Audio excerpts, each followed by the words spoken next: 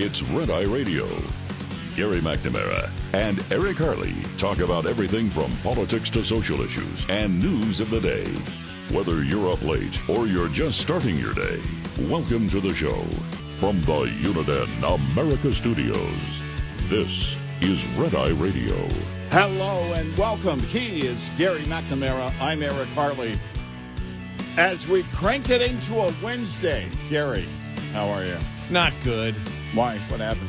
Well, I was thinking all day yesterday, there's just no way possible I'm going to have as much fun on any other future show than I did yesterday. Yeah, that's true. No matter how we try, I don't know if I'm going to have as much fun as yesterday. Well, that's why. So a little bit depressed coming in saying, well, it's still going to be a good time, but it's just not going to be as much fun as yesterday when, yes, I had a sore throat. I was laughed so hard with everything. Yeah, just watching Elizabeth Warren squirm. Oh, yeah. Was such a payoff. That was so beautiful. So beautiful. You know, it really is the culmination of all the liberals who wanted to, and she was one of them, wanted to fight you over whether or not former President Biden had any cognitive issues. You know, the brave hero, Morning Joe Scarborough. I was waiting for him to go, when he said, F you if you can't handle the truth, I was waiting for him to say, I will fight anybody in the ring over this. That's how much of an idiot he made of himself. And then later, I guess I didn't see it. I didn't see it. Right, Mika? Right, Mika? I didn't see it.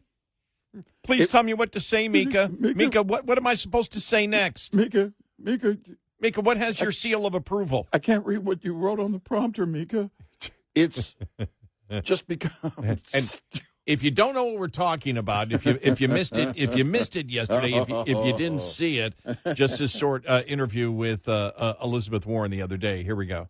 Do you regret saying that President Biden had a mental acuity? He had a sharpness to him. You said that up until July of last year. I said what I believe to be true. And you think he was as sharp as you? I said I had not seen decline.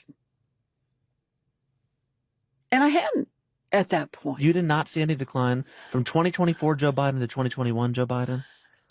Not when I said that. The thing is, he was sharp. He was on his feet. I saw him. Live event. I had meetings with him a couple of times. Senator, on his feet is not praise. He can speak in sentences is not praise. All right. Fair enough. Look, the question is, what are we going to do now? Actually, that was not the question. That wasn't even anywhere on the planet of questions. I think I'll answer it with a question that you didn't ask. Well, they got her on this yesterday. This was all over the internet. This is where she was on the Sunday morning news shows, saying that calling out Trump, for telling Jerome Powell to lower interest rates, that's unacceptable to do. And there's her from September of 2024 to her April of 2025. Yeah. Here we go. He waited too long. And the best way you can show that you waited too long and that you get it and that you are becoming more responsive to where we are on interest rates is actually go ahead and do a nice big rate cut. Keep in mind that keeping those rates high, as he has done, keeping those interest rates so high, actually has contributed to our measure of inflation. The infrastructure. Now, this is 2025. That keeps this stock market strong and therefore a big part of our economy strong and therefore a big part of the world economy strong is the idea that the big pieces move independent of the politics, that somebody is making her best decisions economically and independently. We understand that if the New York Stock Exchange, if interest rates in the United States are subject to a president who just wants to wave his magic wand, this doesn't distinguish us then from any other two-bit dictatorship. Yeah. These are part of the things where we say, do the Democrats actually believe in anything, or do they only believe in power? Well, it really is. For Democrats, they believe they're right in the moment. She believes that I'm right now, and even though I said something opposite last year, I was right then. That's who they are. They actually believe they're right all the time. They have zero sense of self-awareness. They really don't care. We've been saying for the longest time it's as if they don't know the internet exists and they can't be called on it. Well, they don't care. They actually do know the internet exists. They don't care. She's cornered by a podcaster on, which looked seriously like the setup Between Two Ferns with Zach Galifianakis. It really did. And she's, well, I don't, where do we go? The question is, where do we go now? No, that's not the question. The thing about, and on the Jerome Powell thing, you and I have been talking about it for a while. He was never serious about inflation. If he were, interest rates would have gone higher. They should have. Yeah, we're no Jerome Powell fan, just so people know. He wasn't serious about inflation. No. And he's purely politically driven. I see that all day. But there are things the administration can do that are in play right now that seem like they're going to be moving in that direction. At least we have some, what do we call it? Not the framework, but the reference. The reference for a deal. Well, there were three things yesterday. I mean, we had mentioned yesterday that on Monday. I'm getting dates. I know. That's what happens when you work overnight. Yeah, it's I don't know if it's Wednesday or Saturday or what day it is when Trump came out and started going after Powell. Mm-hmm. Yeah.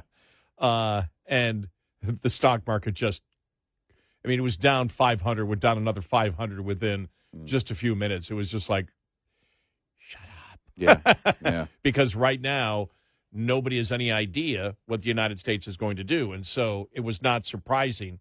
When I got busy yesterday, and so when I saw the stock market was up 1,000, I went, okay, what was said? All right, something had to be said. The stock market just didn't go up. Well, the Dow, 1,000 points. And then you see, Bessert was out there talking about he's very optimistic that we can get a deal with China, and these tariff rates are not sustainable. Trump then coming out and saying the tariffs, basically are going to come down, that China will be very happy with the trade deal, and we're going to work, together on it. Also saying, no, he would not be firing Jerome Powell. And it's like, I'm sitting there going, very good, very good, very good. Now, just don't make this today. Make this tomorrow. But still, nobody has any idea. Oh, and then you had J.D. Vance, over in India, and talking about the reference. We have a reference to a trade deal. There's still a ton of confusion because nobody has any idea what Trump wants in any of these deals. I don't know. You don't know. Nobody knows. Well, he wants fair trade, which means what? What does he want? Because he has given a number of explanations. One, it was about fentanyl. Now you hear nothing about fentanyl, do you?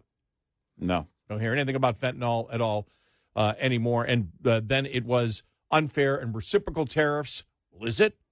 And then it was, no, we need to have, with every single country, we need to have absolutely equal trade, with them.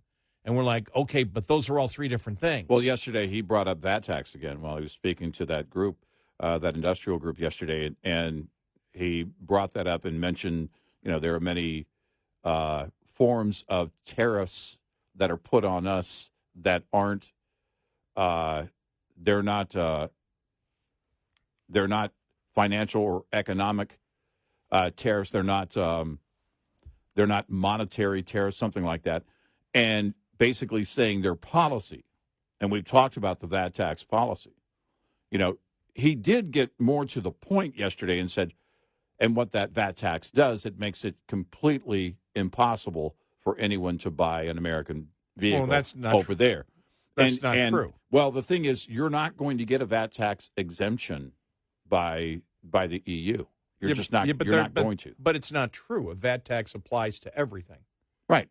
Well, but he was talking. He was talking as if they could do a VAT tax exemption on cars only, then he would be happy with that. He didn't say that verbatim, but he kept talking about that. And I don't. You're not going to see a VAT tax exemption. That's not going to happen. They're not going to start rolling back their VAT tax. Yeah, because the VAT tax has nothing. Liberals don't put VAT taxes in, or anybody Well, doesn't I don't even know how you would even impose an exemption. Nobody puts a VAT tax in as a tariff barrier. They do that to hide taxes from the public. Yes. That's why they do it. Well, because and then they'll justify it when they're called out. Well, this is to pay for, NHS, or this is to pay for this is to pay for that. They keep doing that, and then we're also going to tax you on fuel. We're going to tax you to death, and there's no way they're going to rescind any VAT tax.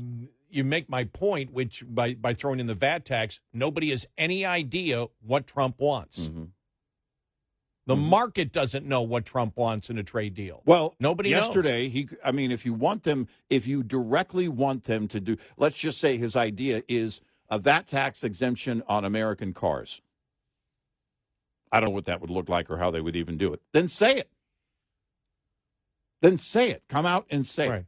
Oh, don't beat around the bush. Here's what we want. This, and this, and we're going to stick to this. We're not, the next day, we're not going to change up and then bring something completely different and confuse the markets. Right. The market's looking for any optimism at all, just any type of clarity. And direction. That's the only thing because everything else it'll all be priced in. It's the uncertainty that is the roller coaster ride.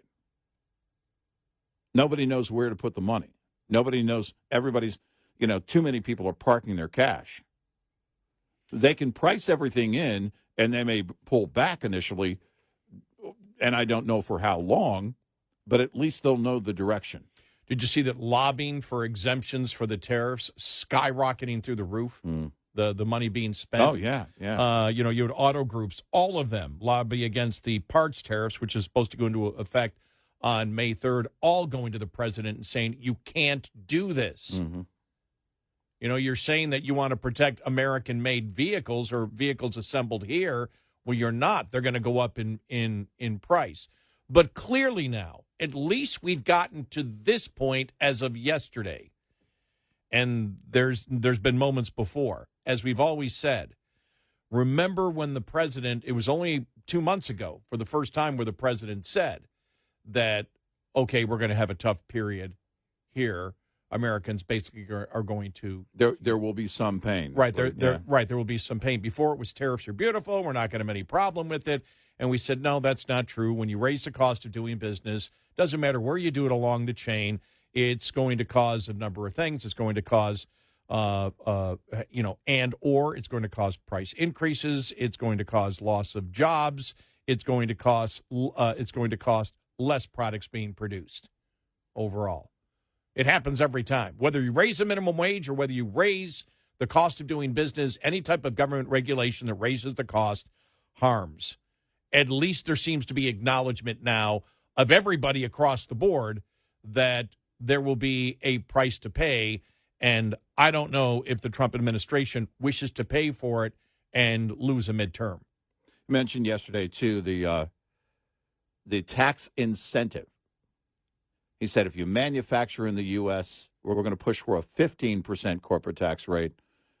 And if you don't manufacture in the U.S., it'll still be 21. That's still a good rate. 15% if you manufacture in the U.S. You're never going to get that through Congress. Well, you won't get it through Congress, but even if you could, tell me what manufacture means. Because are you talking assembly? You talking because are the raw materials going to be tariffed? Are you going to what would qualify? What would constitute in your mind manufacturing? I mean, is it like the USMCA compliant vehicles, where so many of the parts so much of the vehicle, a certain percentage of the parts have to meet this standard? I mean, I don't know, because manufacturing isn't just vehicles; it's everything. Fact is, you're going to have a reconciliation bill, which means anything like that isn't going to happen for a while. They're not going to throw that into the reconciliation bill. No. But again, just looking for clarity. What are you looking? Because if you're looking to incentivize, then you should be very clear. If you're looking to draw in with a tax break, that should be where you're clear. Yeah, if that's anything, true. Yeah, you're right. Yeah, and there really wasn't any clarity there. And maybe, I don't know, maybe Besant will expand on it at some point. I don't know. 866-90 Red Eye. This report is brought to you by Shell Rotella. With advanced synthetic technology, is designed to help keep your rig running with more mileage and less maintenance. Cold weather takes a toll on trucks. As warmer weather rolls in, it's time to assess the impact winter has had on your vehicle before you find yourself stranded roadside this spring. If you're experiencing sluggish cranking, start your spring maintenance routine by having your electrical system tested by a professional technician. Your batteries, alternator, and starter have been working overtime to keep up with cold starts and thick oil during winter. Continuing to crank a vehicle with low voltage will lead to more damage and downtime later on. Big rigs are big investments. Take care of yours now to help avoid downtime later and keep rolling through to next winter. Lines open for your calls. 866-90 Red Eye on Red Eye Radio.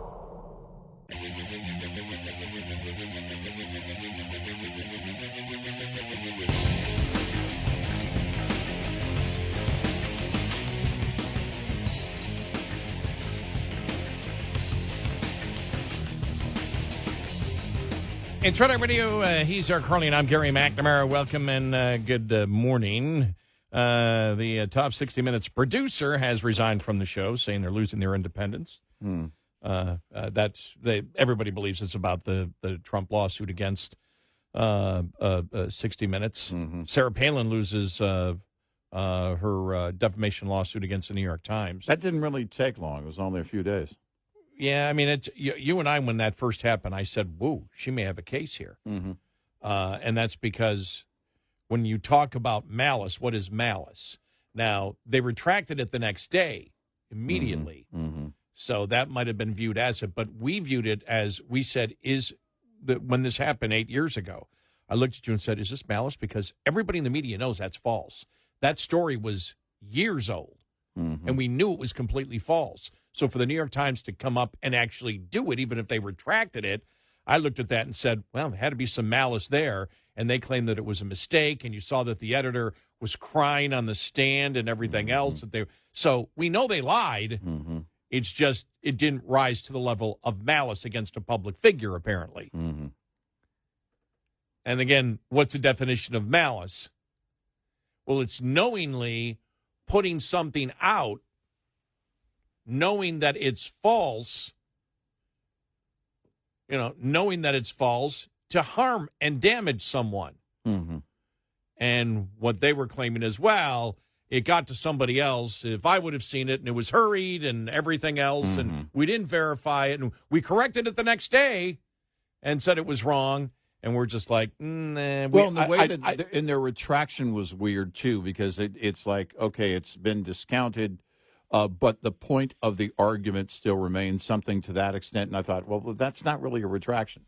They're trying to say, well, we still made a valid point. Well, no, you didn't, but the jury, in this case, didn't see it in favor of Sarah Palin. Yeah, don't know if she's going to appeal or not. Yeah.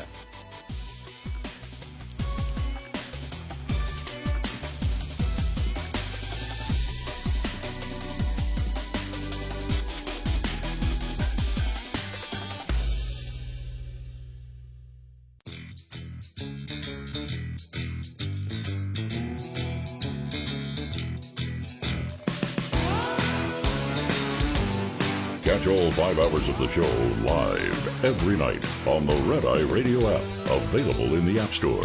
Red Eye Radio.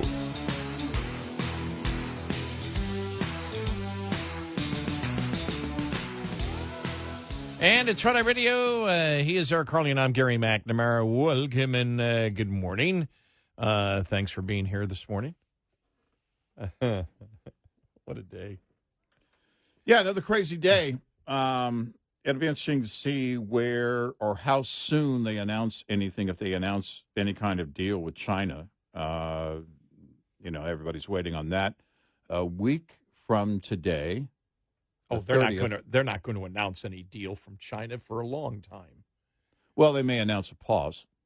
That's what a lot of people were saying yesterday. Right, so there might be a pause, but a deal would That's take... what I meant by deal. Okay. So a week from today,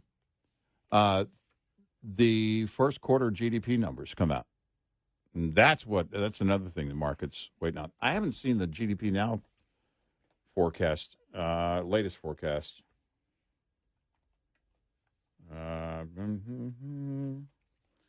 But let's see here.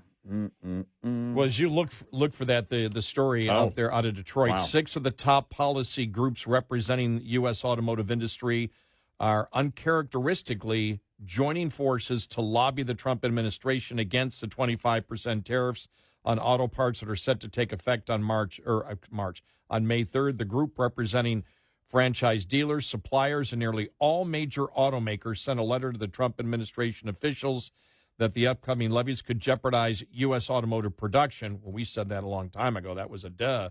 The letter notes many auto suppliers are already in distress and wouldn't be able to afford the additional cost increase, leading to broader industry problems.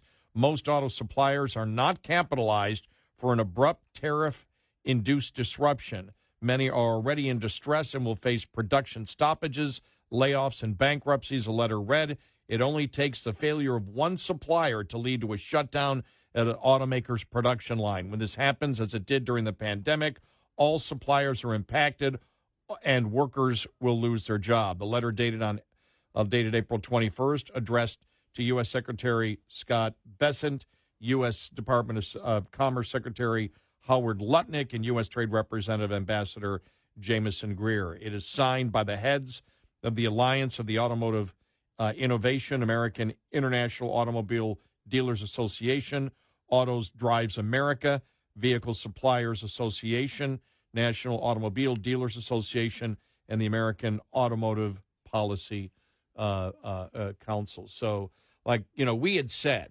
remember when they said back a couple of weeks ago, no exemptions, we went, stop it. Of course there will be exemptions. Well, and the president kind of touched on that yesterday. He indicated that there would be deals worked out, basically, you're not tariffing us, we won't tariff you kind of thing.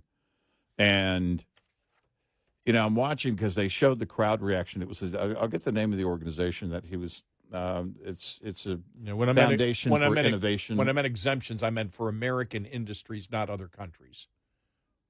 That's what I was relating to. Yeah, that's right. What I was relating to. And so the only reason I was confused is you said with other countries. And I was in dealing with other countries, you're going to have to put in your internal exemptions. So yeah.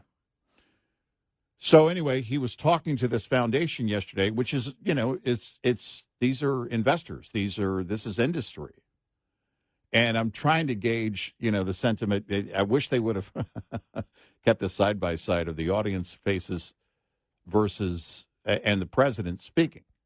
Getting a reaction. They did get it on a few times. There were a few times when they panned the audience to see what the response was. He made a few jokes. He was breaking the ice and doing what you do in a public speaking engagement. But really, everybody's listening to every single word. The entire, everybody in the media was listening to every single word. They're doing that right now. And you're looking for a break. You're looking for that break. You're looking for, okay, where is that? And I was waiting to see if there was going to be a standing ovation moment. I didn't see the entire address, so maybe there was. Maybe it happened at the end, or maybe it happened somewhere in the center. I don't know. I don't know exactly how long the speech was. I couldn't stay and watch the entire thing. But I think that, again, all industry is waiting for that moment. They talked about how they have 72 nations at their doorstep wanting to make deals. Well, they've got more lobbyists from industry, probably outweigh that, maybe 10 to 1, if not more. This is what is going to happen.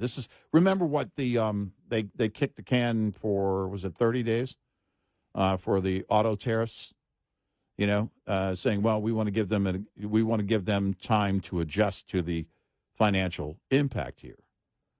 And that was kind of the beginning of the flinching, and that's where you see, again, the impact. Something I've been saying since the beginning, is the president, this particular president, is friends with a lot of these CEOs and industry leaders.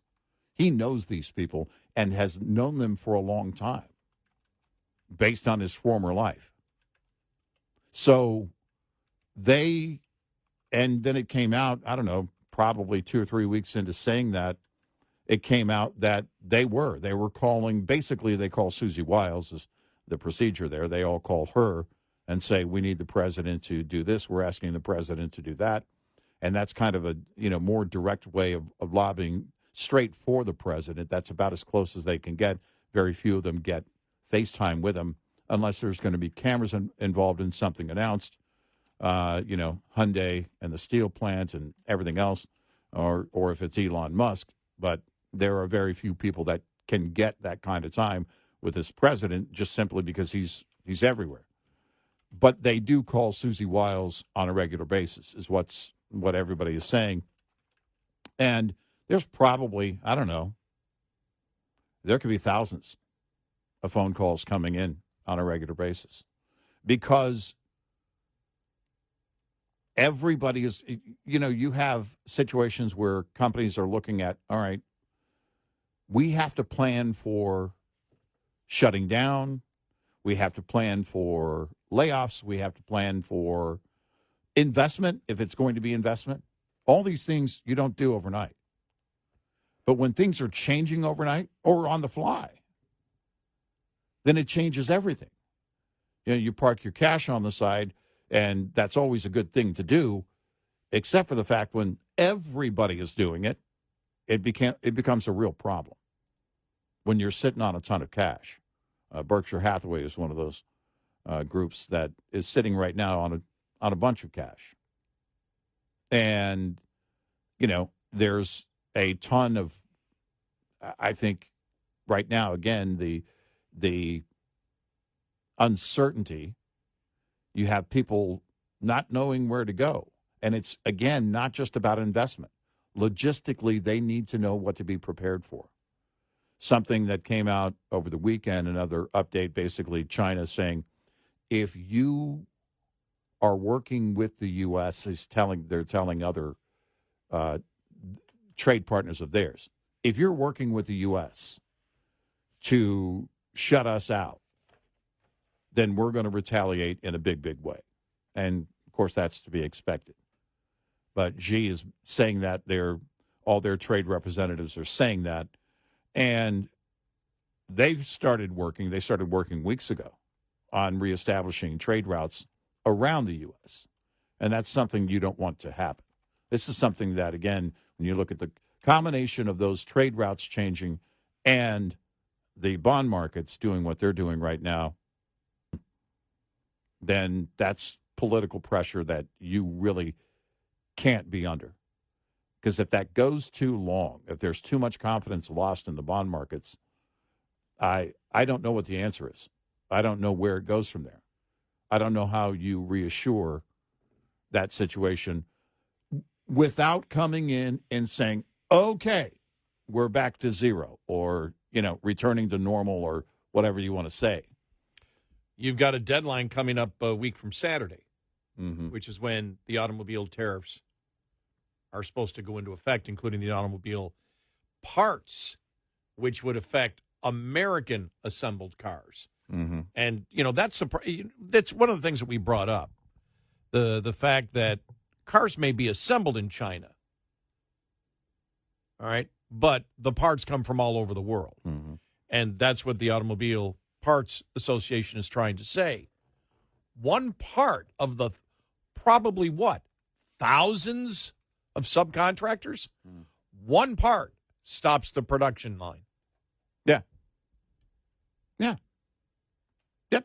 And, we go back to looking at, this goes back, probably 2017, 2018 with the whole NAFTA thing.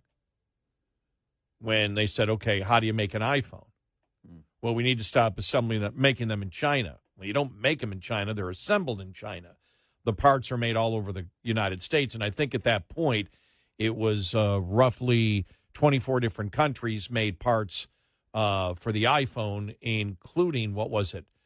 I forgot how many it was. It was like 400 different companies in 24 different countries, including 68 companies in the United States. And the majority of the profit, because of the licensing and software, went to Apple.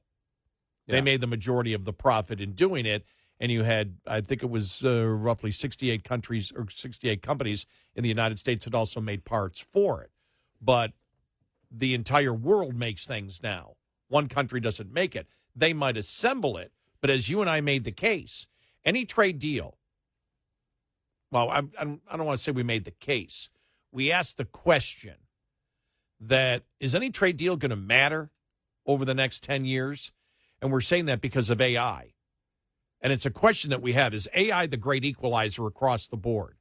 If you sit there and say, well, they can produce it easier because they can they have human assembly lines in Vietnam and they don't have to pay their people as much. Well, does AI take all of that out of the mix now? Can the United States produce a lot more with our management systems, with the intense focus on productivity and efficiency that, for example, doesn't happen in Europe? Europe doesn't have it.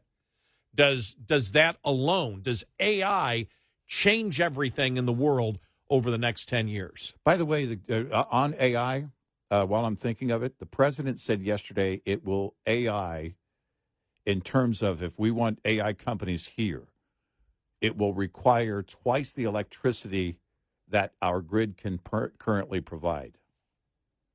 I didn't fact check that, but Elon Musk is sitting right in front of him. He was in the front row. He was speaking, the president was speaking yesterday to the Future Investment Institute, or Initiative Institute, the FIII.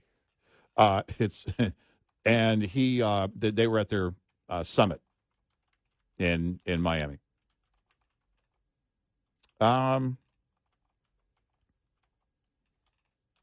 Actually, that wasn't yesterday. That was recent. It wasn't yesterday. I was watching a replay of that. My apologies. But those are the things that you look at if AI is going to set up shop here in the U.S. Do we have the grid? He didn't bring up nuclear. Do they have the grid? Do we have the electricity? Do we have what we need? No, right now I don't believe we do. Well, first of all, I don't know how you could double the electricity of what the grid provides now. He did mention having their own power plants. Is that something that the tech companies, I know Amazon, Facebook, all of them were, they're campaigning for nuclear right now, small nuclear plants in certain areas. By the way, there's one being discussed here in Texas. I don't know if it's part of the AI initiative. I don't know if it's part of tech, but somewhere along the coastline in Texas where we have a lot of energy plants. Anyway, they're talking about that. I don't know if that's going to get done based on the NIMBY or any of them on nuke. So, but I didn't check that fact, or that fact that he stated as fact. Yeah, So, I'm sure somebody has done a projection of it. We'll look. I'll look for that. The reason I went was because of yesterday's show. Yeah, right. And we were talking about the problems in Texas. Mm-hmm. 866-90 Red Eye. Get in touch with Red Eye Radio, toll free at 866-90 Red Eye.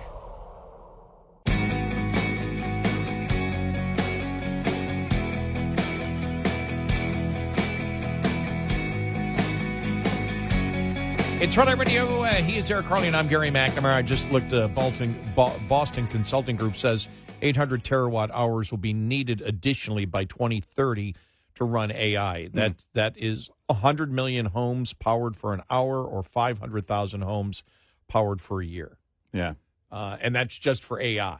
Right. That's just the increase. And we have not seen that kind of an increase at all when you look at it. But they say at least 3% every year just for AI. Mm-hmm. Yeah. So the question is, are they going to move these tech companies, or are they going to move to have their own mini nuke plants? I know Dow Chemical is looking to do that in Texas. What would that look like? Top of the Hour News is brought to you by House Products. Visit houseproducts.com. This is Red Eye Radio on Westwood One.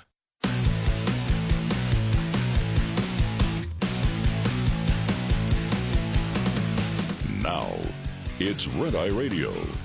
Gary McNamara and Eric Harley talk about everything from politics to social issues and news of the day.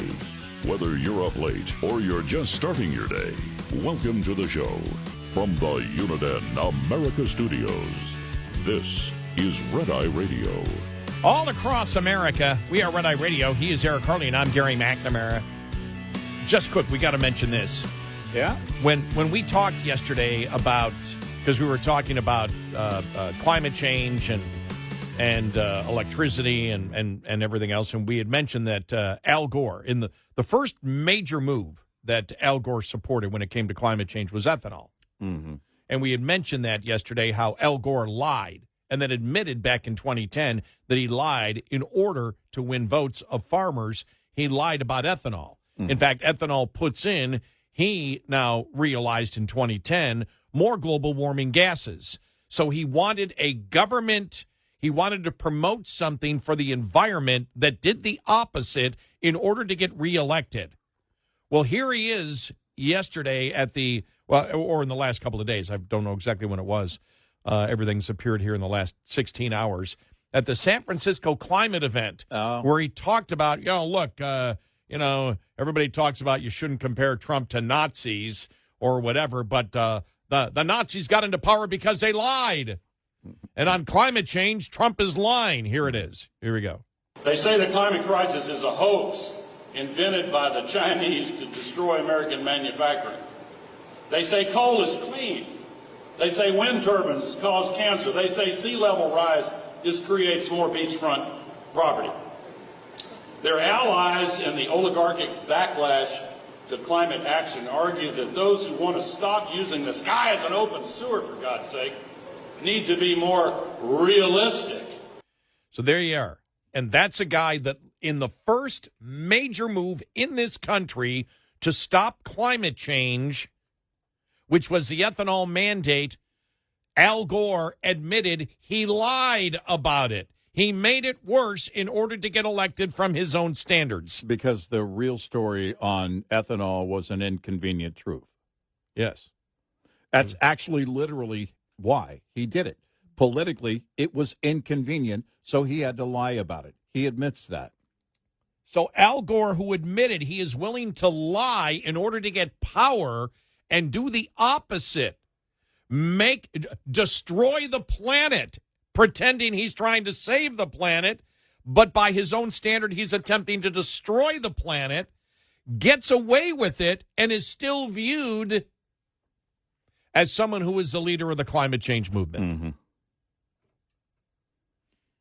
Just had to bring that up because we had talked about it yesterday. And all of a sudden, I see this Al Gore audio cut appearing all over the place yesterday. And I'm like, is this recently? Because we just mentioned him yesterday about how he lied. Yeah. And we found the article from NBC News. Yes. You know, those conservative journalists over there at NBC back in 2010 writing the story. So, yeah, we just wanted to mention it. But, yeah, when you look at, for example, we were, talking about the president saying that the power that we're going to need, because we got into talking about, whatever trade deals are made, and we talk about the fact that, cheap labor, for example, Mm-hmm. in many of these countries. And we asked the question, well, will the cheap labor be the same anymore? Well, does AI change everything? Right. Does AI is AI the great leveler worldwide? Where actually, when I say great leveler, I mean for the United States to have more of a manufacturing base, if cheap labor isn't the reason. Well, cheap labor, environmental rules, whatever. Yeah. Does AI take that all out? Now, the problem is you need so much electricity for it. And when you had mentioned it earlier that Trump had said it yesterday, I went, oh. And it was based on the story that we read yesterday that how messed up the grid in Texas is, that even Republicans in power can totally screw it up. Yeah. Why? Because there's free money from the federal government. And we ask the question again, with all this money for all wind and solar and renewable energy that's in the infrastructure bill that was passed by reconciliation by the Democrats, how come Republicans in Congress aren't screaming to get rid of it via reconciliation? Right. It should be a given. Yeah. That should have happened right out of the gate. Why didn't the president bring that up yesterday? Haven't heard anything about it lately. Why hasn't the president, from what I know, brought that up at all? Well, because it fits right into the Doge model, if you think about it. Right into the Doge model. We don't need to spend the money on this. This is something we can pull back in reconciliation and get it done. And why isn't that happening? Yep.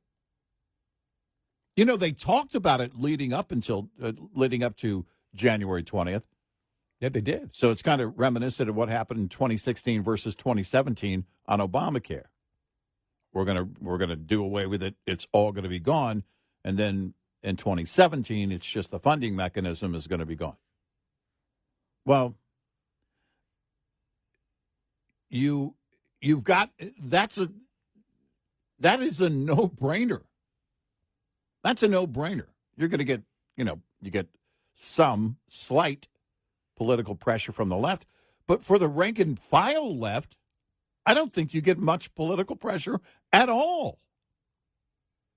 And I don't know why they didn't do this from the get-go. That should have been right out of the chute. Look, the Inflation Reduction Act, we're done with this.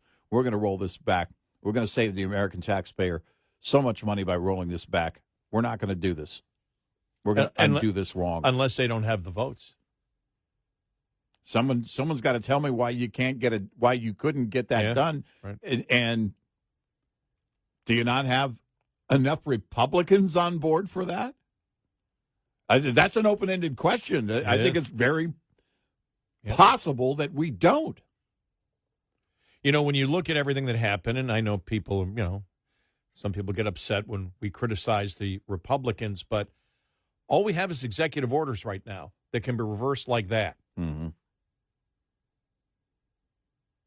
And if you're not concerned, or at least wanting to put pressure on the Republicans to actually put through legislation, if the executive orders are good enough for you, then you really don't want change. Right. It's got to be more than executive orders. You've got to be able to put through legislation. Yes. You've got to be able to reverse legislation, right, especially when you have the ability to do it, as you do with the Inflation Reduction Act, because it passed through reconciliation. Mm-hmm. All you need is 50 senators. Right. And then the J.D. Vance can be the 51st vote on that one to move that across. That's all you need. You can get it done. Well, unless they can't get it done in the House. Well, that's and how is it that nobody's asked that question? I don't know. I mean, I know But Pete Ducey is over at the White House, but some reporter with some critical thinking, there are only a few, needs to be asking that question. Where are we with rolling back the Inflation Reduction Act that the GOP's had been talking about last year leading up until the beginning of this year, and now it seems to have gone away. Do you not have the votes? look, illegal immigration is important. Garcia should not be here. But putting all your efforts to marketing Garcia over the last couple of weeks and not doing the other things that Republicans really want and not promoting the things. If you're doing the things behind the scene, because somebody said you don't know what they're doing behind the scenes, they better be promoting it then. Well, no, that's what you want to promote. Right. I mean, the Inflation Reduction Act, if they were to roll that back, that's a win. That's a huge win. Well, you want to promote the daylights out of it. You can promote the daylights out of it by saying we want less government spending there because, as we know, the Inflation Reduction Act actually increased the cost of doing business, which increased inflation. It did the opposite. The Democrats lied to you. You go out and you sell that, and you can win that because the public realizes that all the spending and loose monetary policy during the Biden administration is what caused the inflation. So, duh. Get her done. Well, I mean, again, the only thing that would stand in your way is if you have issues within your own party. Yeah. Otherwise, all of you are incompetent. So let's carve out. If you don't have the votes on it, if it's not there, and right now there's not going to be a head count because we're not that close. But there has to be some pushback, otherwise you'd be promoting this. Now, I'm not saying that the GOP isn't wholly incompetent on this issue. They just might be. I have to leave that very real possibility on the table. Or it's not sexy. Now, for conservatives, we look at it and, no, that's actually what you want to do. You want to go in and you want to remove this heaping, steaming pile that's still on the table. You want to do away with that. And if you believe internals are showing or whatever that the American public isn't as concerned with it, you make them concerned. You show them exactly what it's going to do when you undo it. That's the whole point of promoting it. So, I don't know. Or the GOP is just being the GOP that they've been for far too long. Well, you see, for example, because, mentioning the whole climate change thing, you saw Wes Moore in Maryland. Mm-hmm. We're not going to follow the EV mandate of California. Mm-hmm. So now he is running for president. Yeah, exactly. Right. Well, the thing is that Hakeem Jeffries yesterday said we're for a secure border. Democrats are for a secure. Yeah. We want the border closed. You mean U.S. border, Mr. Jeffries? Just to be clear. Wes Moore taking an EV U-turn. Hakeem Jeffries. We need to close the border. Pro-strong border. Where's Hogue? Yeah. Where's Boss Hogue? Out there making that weird angry face. I heard him referred to his last name as Hogg. I thought it was Hogue, but where's Boss Hogg? Yeah, somebody called him Hogg the other day. Yeah. Where's Boss Hogg? Yeah. I've always heard Hogue. Maybe That's we what got I've it always wrong. heard, too. Maybe it is Hogg, and he doesn't like that name, and he just changed it to Hogue. I have no idea. But he's the future. Hey, he got duly elected to his position in the party, so they went through the process. Nobody's saying he stuffed any ballots, as far as we know. Hey, during that vote, did they require voter ID? Just asking questions. Wait, did you know Boss Hogg, Sorrel Book was from Buffalo guy. All right. Yeah, I look just like him. Yeah, we all look alike. From your Buffalo. car looks just like his. Your horns aren't as big, but takes a while. All right, the Supreme Court. What is some of the stuff they were talking about yesterday? I'm just like shaking my head, going, "Wow." And it was all on LGBTQ. Did you see the new? It was all over the place on the internet. LGBTQ MS-13. Oh yeah, It's like, yeah. That was inevitable. That was you knew that one was coming. Yeah, right. But this was all on in Virginia. Yeah, Right. Yeah. Yeah. The Virginia school district, and teaching all this stuff to third graders. Yeah. To real young kids. Parents wanted to opt out. They said you can't opt out. Yeah. Looks like the Supreme Court's going to say, yeah, you can opt out. Right. One of the things that you hear, I forgot whether it was Sotomayor or Jackson, saying that, God, just like, well, or maybe it was the lawyers. Well, part of the problem is everybody's pulling their kids out, and we don't have the resources. Right. Well, if everybody's pulling their kids out, maybe you should stop the curriculum. Right. But they're saying, no, the curriculum needs to keep going because all the parents are pulling their kids out, and they don't know where to put all the kids. Mm-hmm. Like, oh, my God, you've got to be kidding me. Yeah. What a zoo. Yeah. 866-90 Red Eye. Brought to you by FPPF, Fuel Power Max.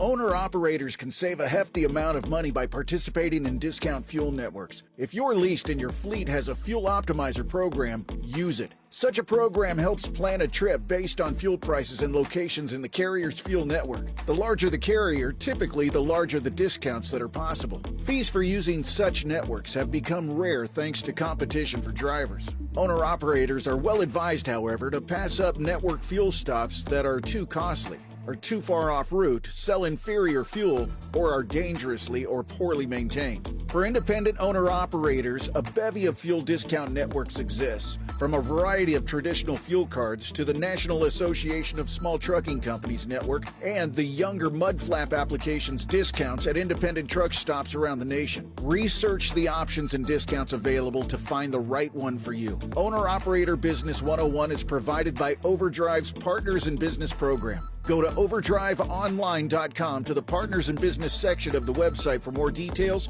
on this and many other topics. Brought to you by Shell Rotella. With advanced synthetic technology is designed to help keep your rig running with more mileage and less maintenance. We'll be right back with more Red Eye Radio with Eric Harley and Gary McNamara.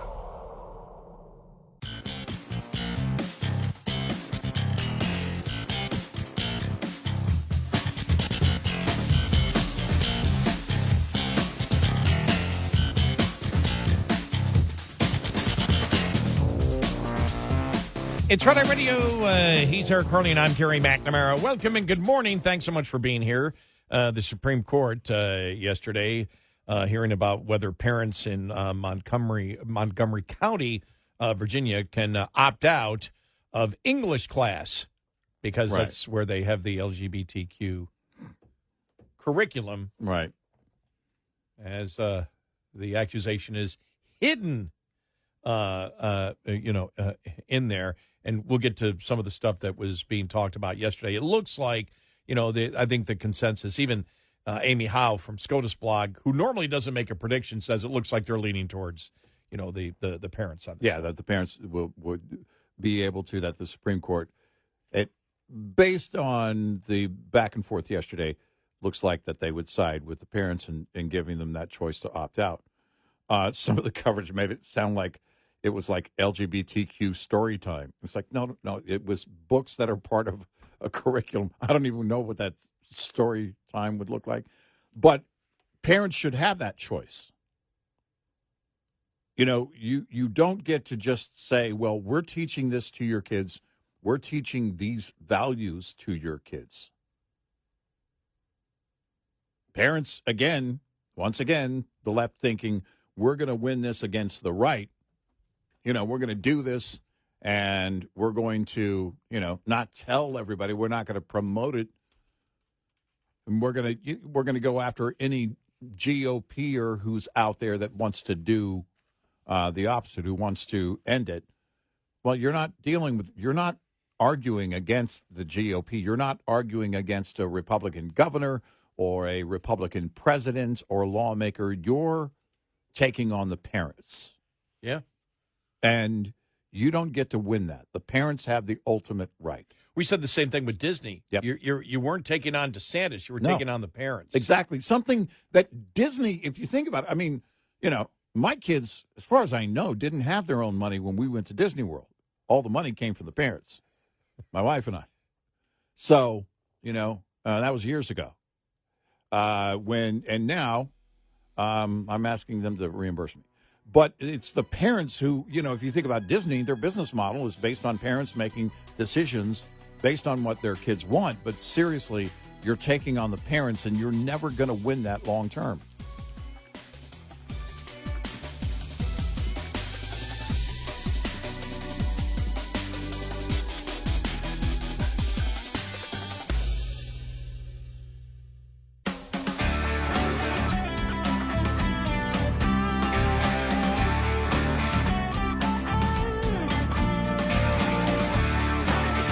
You're listening to Red Eye Radio from the Uniden America Studios.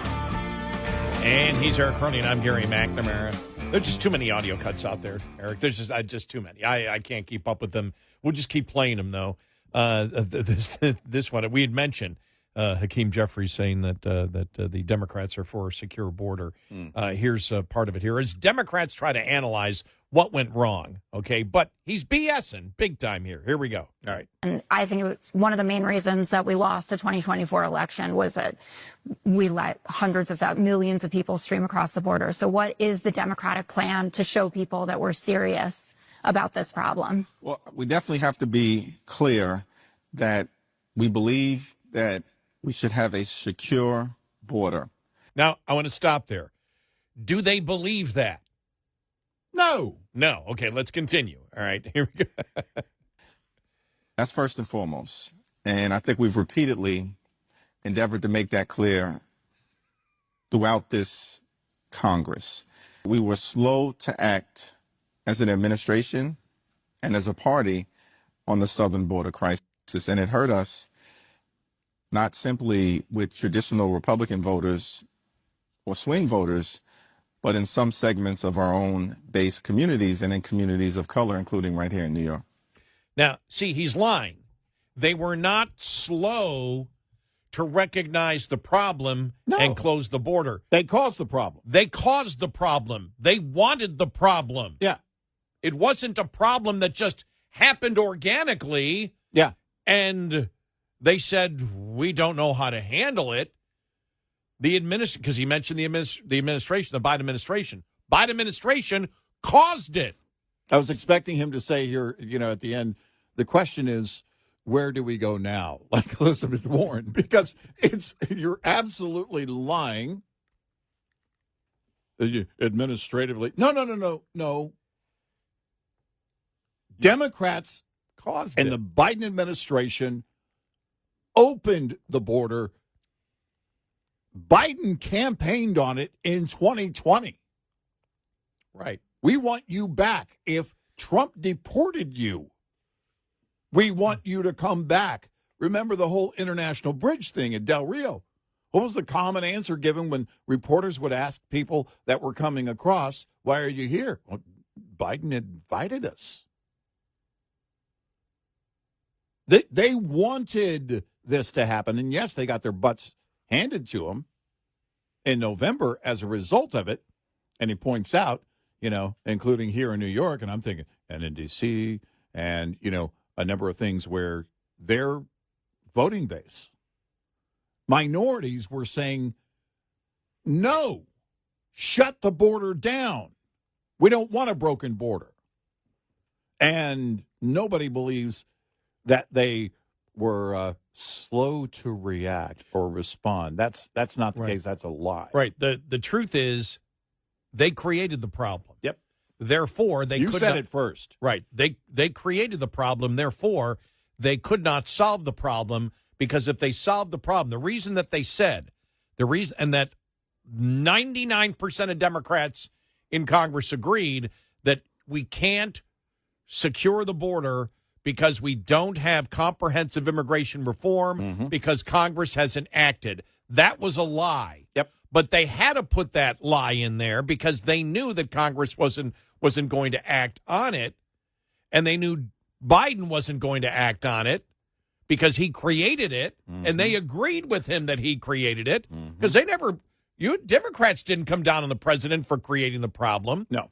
And so they said, okay, let's just throw this at Congress. We're going to blame Congress for this. Right. No, you created the problem, and that's why Biden could not solve the problem, because then the recognition would be, well, you created it. Even at the end, remember when he started slowing it down a little bit at the end in order to get reelected?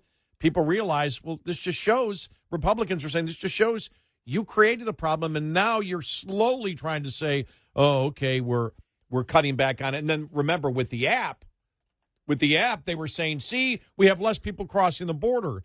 Yeah, because you just said you can forget about trying to cross the border. Yeah. Just show up at this city in Mexico or wherever, and we'll just fly you in. Right. I mean, it's just unbelievable. Yeah.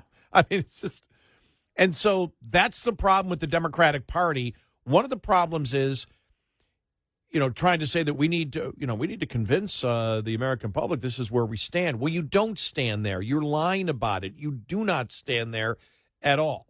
Right. Yeah. You don't stand there. We've seen it. We went through the last 4 years. You wanted the border open. Hakeem Jeffries wanted the border open. He is lying. And so they're lying, number one, what happened, and they're lying that they want a secure border. Yeah, right. Because they don't. They could have had one. But they did the opposite. Right. They created an unsecure border. And now, this week, to be talking about, oh, yeah, we're about a secure border. Bring the gang members back. Right.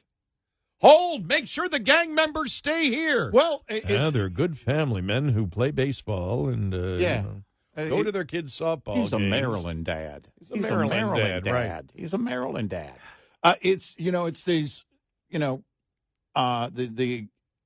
this same thing that Mayorkas, I had the same question when Mayorkas said it. The border is secure. When Hakeem Jeffries says we want a secure border. For who? The American people or MS-13? Right. Well, it was the Newmark Civic Life Series, Democrats talking about what went wrong. And I'll say what I got out of it was the presentation and the discussion was basically the name of the band at Coachella that advocated murder. Yeah. It was a big that band. It was a big Coachella band. It was a big Coachella band that was going on. Yeah. And we're riding the fine line here. Yeah, we are. We're almost getting fired every day. This is Red Eye Radio. It's almost a Carlin bit. Yeah. We can say the band's name in the context of the band's name and murder. Yeah, right. But otherwise, make it a little bit trouble. Yeah. This is this is intelligent, sophisticated Howard Stern stuff from 40 years ago. Yeah, exactly. Yeah. Wow. But really, it's what it is. Yeah, no, it is. I mean, they're all sitting there. Oh, what are we going to do? You don't believe any of it. Right. Stop it. Right.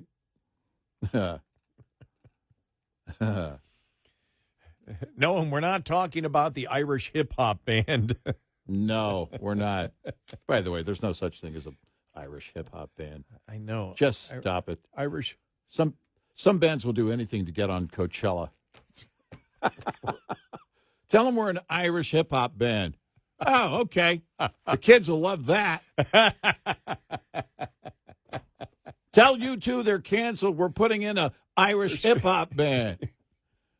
If they want to get all with the times and whatnot, then we'll put them back on the stage next year. Now, Scottish hip hop band. I mean, that's. Oh, this is great. Okay, we're going to be talking about your mom a lot. That's going to happen in the lyrics.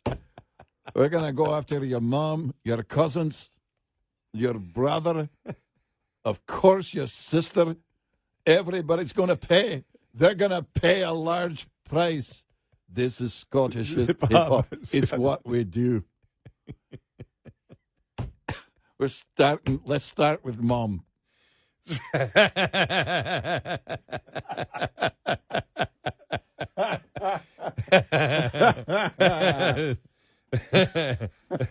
Well, if you don't buy the concept of Scottish hip hop, it's tough to buy the idea of Irish hip hop.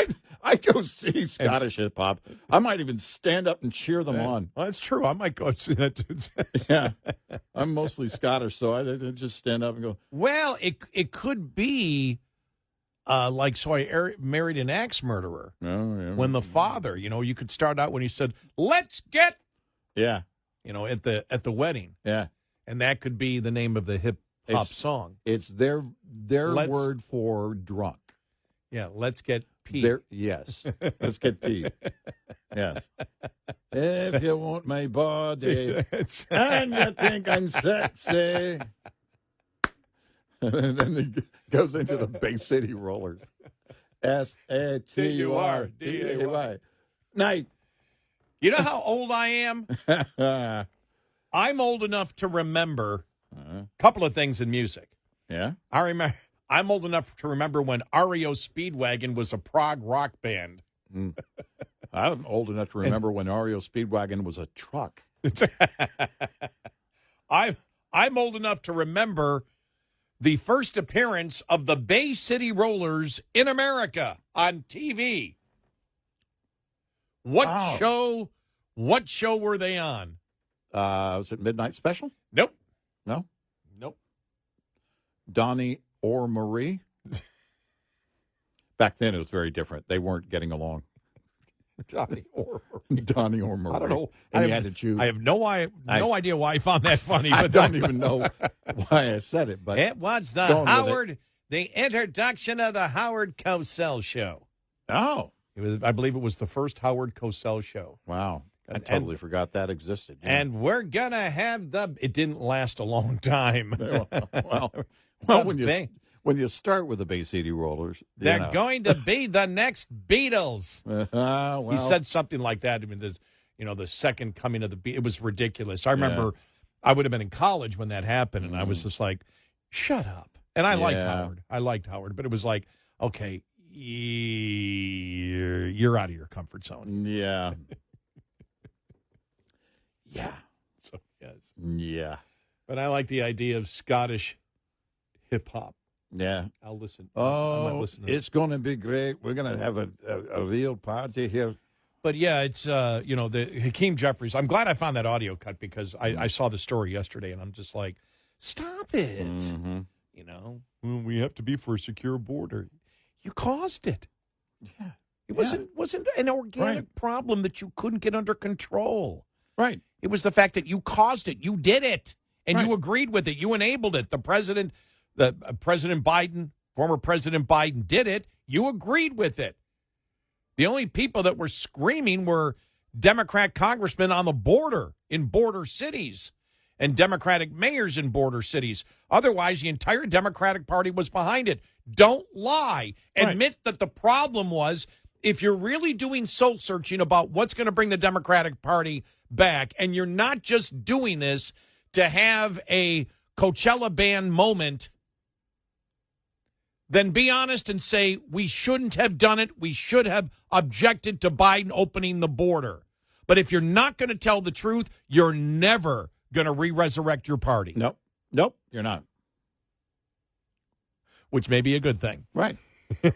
Exactly. 866-98-RED-EYE. Coming up, more with Gary McNamara and Eric Harley. It's Red Eye Radio.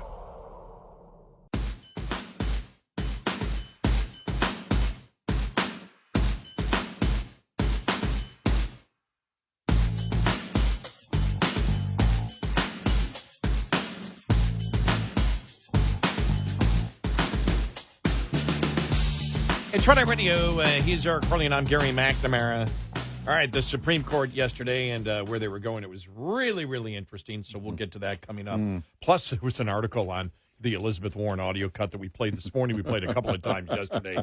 It's just hilarious. Plus, we'll say about a Democratic governor saying we're withdrawing the state from California's mandate penalties. So we'll get, that's pretty interesting, and you just wonder where that is going to all go. But oh yeah, did you hear the Larry David article that he wrote? Trashes Bill Maher visiting Trump.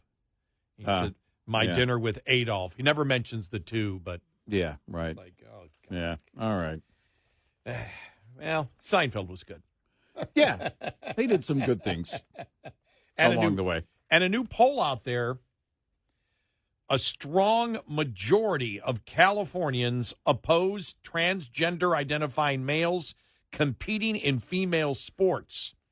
Despite state Democrats relentlessly shilling for gender identity over biological reality. But it doesn't matter what the people think in California. It doesn't matter if they disagree with their politicians.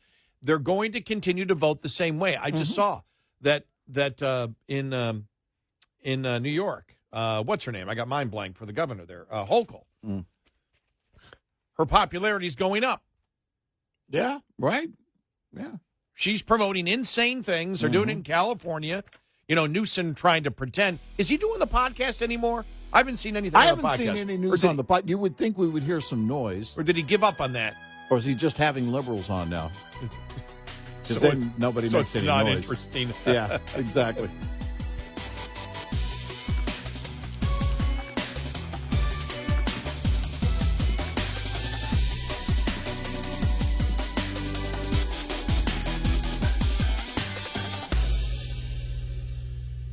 This is Red Eye Radio on Westwood One.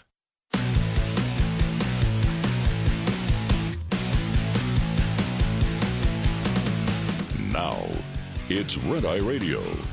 Gary McNamara and Eric Harley talk about everything from politics to social issues and news of the day. Whether you're up late or you're just starting your day, welcome to the show. From the Uniden America Studios, this is Red Eye Radio. All across America and around the planet, we are Red Eye Radio. He is Eric Harley, and I'm Gary McNamara. Good morning. Hi. Welcome to the middle of the night. Hello. This is what you get when you have insomnia. Us. Good luck. Hey, we're better than a vacuum cleaning commercial. Yeah. Well, maybe we're not. By the way, it can't do all those things. They're not telling you the truth. Don't order it. Don't order it. So you've got the Supreme Court looking at the Virginia school district that would not let any parents opt out of the LGBTQ stuff, which, by the way, went as to pre-kindergarten kids. Yeah, right. Yeah. I said third grade. I meant 3- and 4-year-olds. Yeah. I said third grade before. Yeah. No. Pre-K. We're talking pre-K students, right?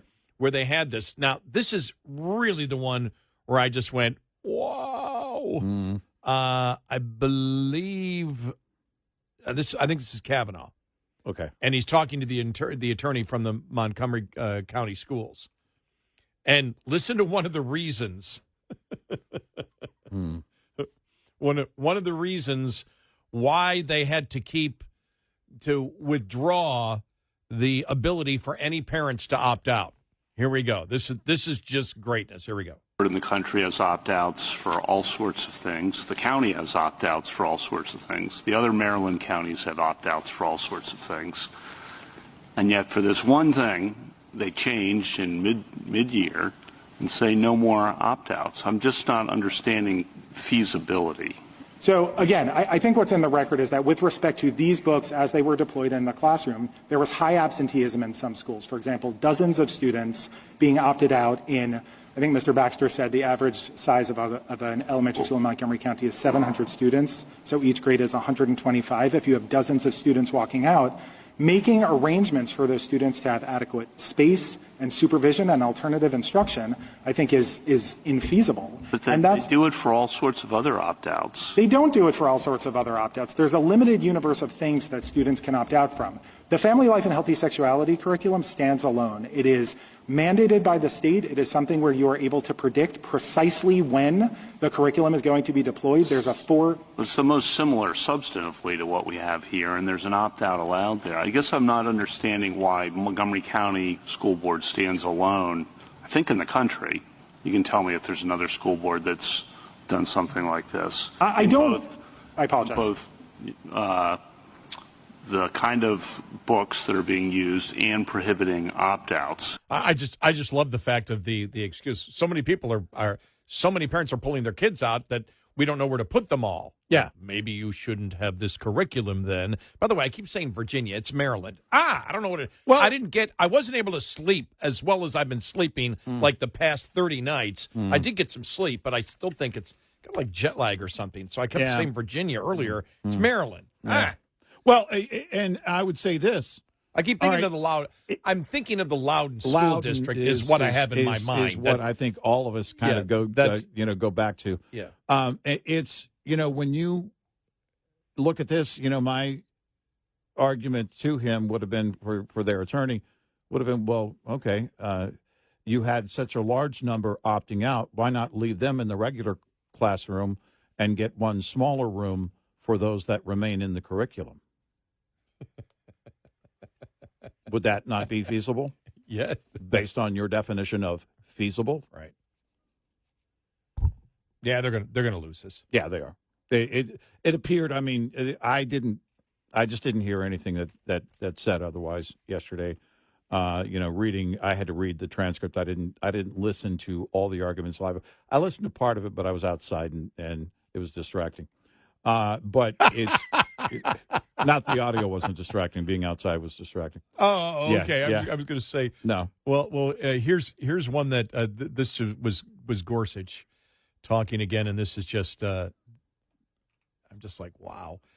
You're talking pre-K here. Right. Here we go. Yeah. Mrs. Gorsuch, I just want to make sure I understand a few fact things and then a law question. What age do you, in Montgomery County, teach students normally about human sexuality? I think that it begins in either 4th or 5th grade. The human sexuality class. The Family Life and Human Sexuality curriculum. By the way, that's different than this curriculum. Just so you know, that's a different curriculum. Okay. I'm not entirely sure. Starts in 4th or 5th grade, you think? So. Is there anything you can point us to in the record on that? I don't think so. Okay. And second, these books are being used in English class. The division between English class and other things in a 2nd grade classroom doesn't really exist. You're sort of in a room with a teacher and sometimes... No, I appreciate that. I went to 2nd grade too. Yeah. But it's part of the English curriculum that these books are being used in. I thought that was... Yeah, I'm not fighting the premise. I'm just saying that it's not the math class. It is not. It's not the human sexuality class. It is certainly English not class. the human sexuality class. Yeah. I'm just sort of fighting the premise that there's a neat distinction. Okay, and they're being used in English language instruction at age 3. Some of them. So Pride Puppy was the book that was used for the pre-kindergarten curriculum. That's no longer in the curriculum. That's the one where they are supposed to look for the leather and things and bondage, things like that. It's not bondage. It's a woman in a leather... Sex worker, right? No. No? That's not correct. No. I thought, gosh, I read it. Yeah. I'm sorry. Excuse me. I read it. Yeah. I just love it. All right. Now let's get to the story yesterday because you are going to see. I already saw. I was trying to find on social media one of the people that are going to have to start paying back their student loans that wasn't cursing about it. And I couldn't find one that wasn't railing against it. Yeah. So Linda McMahon, the education secretary, wrote this op-ed piece yesterday. It appeared in a number of places, including the Wall Street Journal. And Got to read a couple of paragraphs here. Okay, all right. President Biden never had the authority to forgive student loans across the board, as the Supreme Court held in 2023. But for political gain, he dangled the carrot of loan forgiveness in front of young voters, among other things, by keeping in place a temporary COVID-era deferment program. Thus, the Education Department allowed students to rack up a massive debt that is now long past due. Between 2021 and 2024, federal student loan debt increased by more than $60 billion a year, while the department manipulated repayment plans and forgiveness policies until only 38% of student loan portfolio was in repayment. This is unsustainable for both students and taxpayers. I am announcing the end of this dishonest and irresponsible policy. We will conform the department's repayment options to federal court decisions and end the Biden-era practice of zero interest, zero accountability, forbearances that are pushing borrowers into loan delinquency and default. On May 5th, we will begin the process of moving roughly 1.8 million borrowers into repayment plans and restart collections of loans in default. Borrowers who don't make payments on time will see their credit scores go down, and in some cases, their wages automatically, as we know, garnished. Yeah. Why? Not because we want to be unkind to student borrowers. Borrowing money and failing to pay is not a victimless offense. Debt does not go away. It gets transferred to others. If borrowers don't pay their debts to the government, taxpayers do. Student loans must always be paid back because they are unlike other types of consumer loans.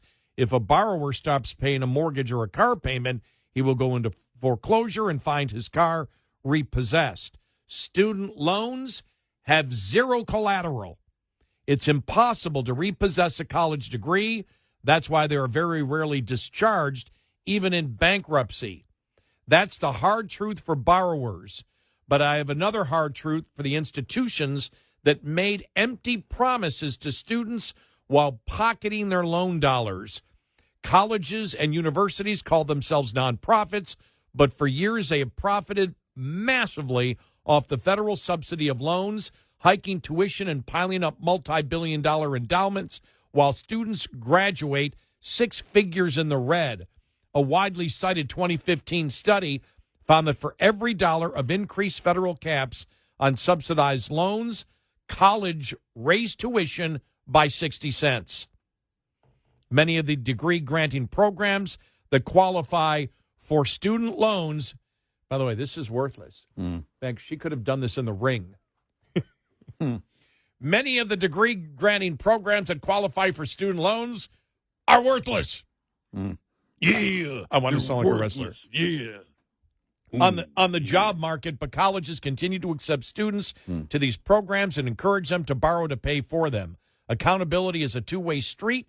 As we push to hold student borrowers to account, we will also push colleges to be responsible and transparent. If you are a student borrower with a federal loan balance and haven't been making payments, you must restart payments now.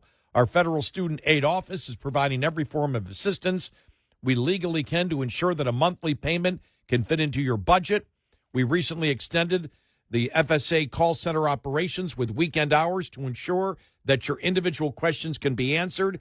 We are updating the loan simulator to help calculate your easiest repayment plan. We also provide an advanced AI assistant to help pinpoint your best financial strategy. As we plan for the department's future, we won't leave the loan portfolio in disarray. We are committed to ensuring that borrowers are paying back their loans, that they are fully supported in doing so, and that colleges can't create such a massive liability for students and their families, jeopardizing their ability to achieve the American dream. And like I said, I was going through social media and a ton of posts of these student borrowers furious, cursing up a storm. Yeah. Why are you being so mean? Why are you doing this? And you and I said a long time ago, and I'm so glad that she said it in there. Yeah. Transferred. This isn't Look, Larry David even understood this. Well, you just write it off. You don't even know what write it off means, do you? And neither do you. They just write it off. But as we have always said, the big lie was just, we just forgive the loans. You're not forgiving the loans. Yeah. You're transferring the loans to the taxpayer who had nothing to do with writing the contract. And I saw a couple of the students, F word this. I was only 18 when I took it out. I didn't know what I was signing. And so you're not responsible at all, and people that had nothing to do with it are. Mm. And we had stated that was the morality, because when you talk about law, you talk about morality, right? Yep. Yeah, you and I, you lived in your car. Yeah. Not even a good car. Yeah, I remember having $0. I remember having just enough to barely, scrape by. I paid every bill. I've never been delinquent on a bill ever in my life, ever. Yeah, and I know you haven't either. No, I don't. I have zero delinquencies. It's the way we were brought up. You pay your debts. That's what you do. Yep. It is. I remember. Even when it came to the IRS, when I got that notice one time, and I knew it was a notice for something. It was just too big. Man, I panicked. I was right, but I panicked. And it wasn't just with the IRS. I don't like to owe anybody. Yeah, right. I just, it's my responsibility. Any debt I take out, and just like, my parents, they went without. Yeah. You did not have the kind of unsecured credit. It was funny because I said this a couple of weeks ago, and a guy said, you could still buy stuff on time. I didn't say there wasn't any credit. Yeah. We said there isn't the credit that exists today. There wasn't the unsecured credit where you could just, you couldn't get a college loan 70 years ago like you can get a college loan today. Right. Yeah. And one of the reasons is because it was private institutions that were borrowing it. Now, I remember, Jerry, if you're listening, you may be up. And we were bill collectors, my buddy Jerry from Florida. He used to collect student loans. But it was known. We don't have to really work too hard because we'll get paid back by the federal government. Even though the private banks were doing it, if it goes in default, the government's got to cover it anyway. And so, but even back then, you had banks that were a little bit more wary of doing it. Yep.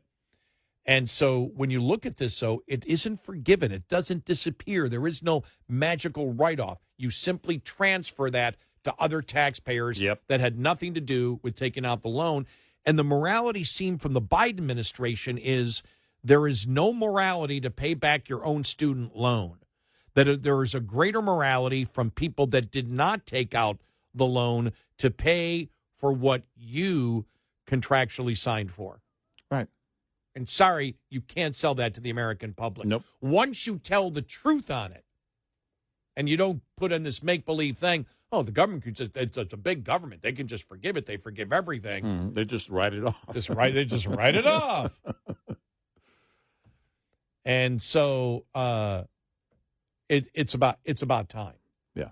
It's about time. Biden was attempting to buy votes. Yep. And he knew that what he was doing was not constitutional. Right. 866-90-RED-EYE. Lines open for your calls. 866-90-RED-EYE on Red Eye Radio.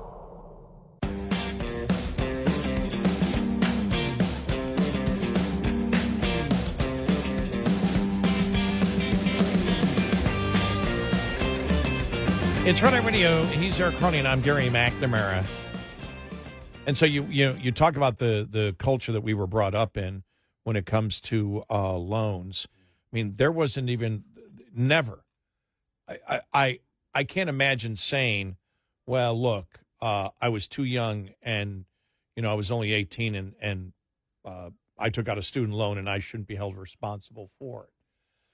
I knew exactly what a student loan was when I was 17. Yep. And was going to college and said, okay, how do I work this out? Yep. There was no way And my parents really didn't get involved in it and say to me, don't take out that amount. Right.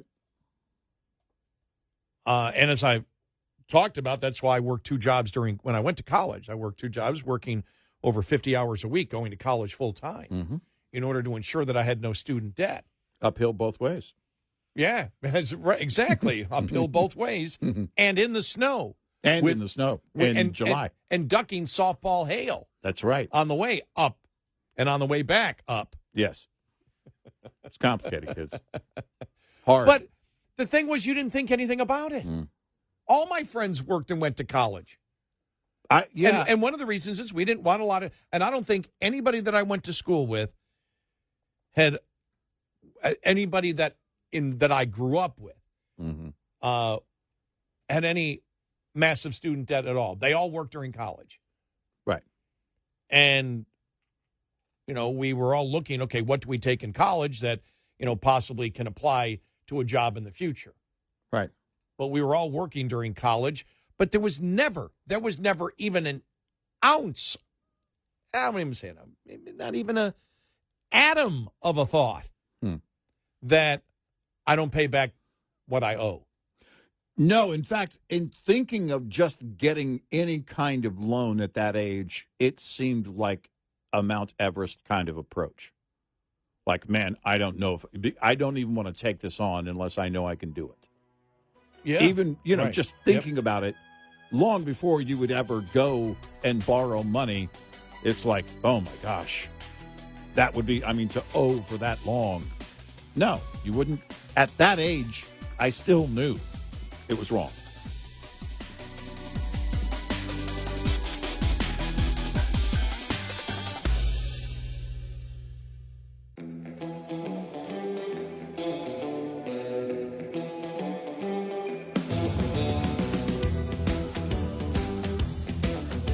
Catch all 5 hours of the show live every night on the Red Eye Radio app. Available in the App Store. Red Eye Radio. And he is Eric Harley, and I'm Gary McNamara. Good morning. Thank you for being here. Yeah, so when it comes to the whole college loan thing, and it's like, well, I was just too young. I didn't know what I was doing. When I was 17, because I was 17 because it would have been my first year. I didn't turn 18 until September. So I was 17 when I took out my first college loan. And I knew exactly what I was doing.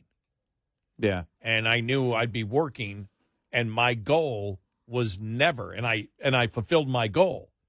And it was like, I'm not going to spend that $1,000. I'm investing it. I'm putting it in an interest-bearing account. I'm not going to touch it for 4 years because I read what the contract was. Now, this was even a couple of months before I became a bill collector. And still, at 17, I said, I'm not going to blow that $1,000. I got to pay it back sometime. I knew it. Yeah. Was I more mature than the average person out there? I doubt it. You're absolutely correct. I wasn't. But maybe more mature than the average person today.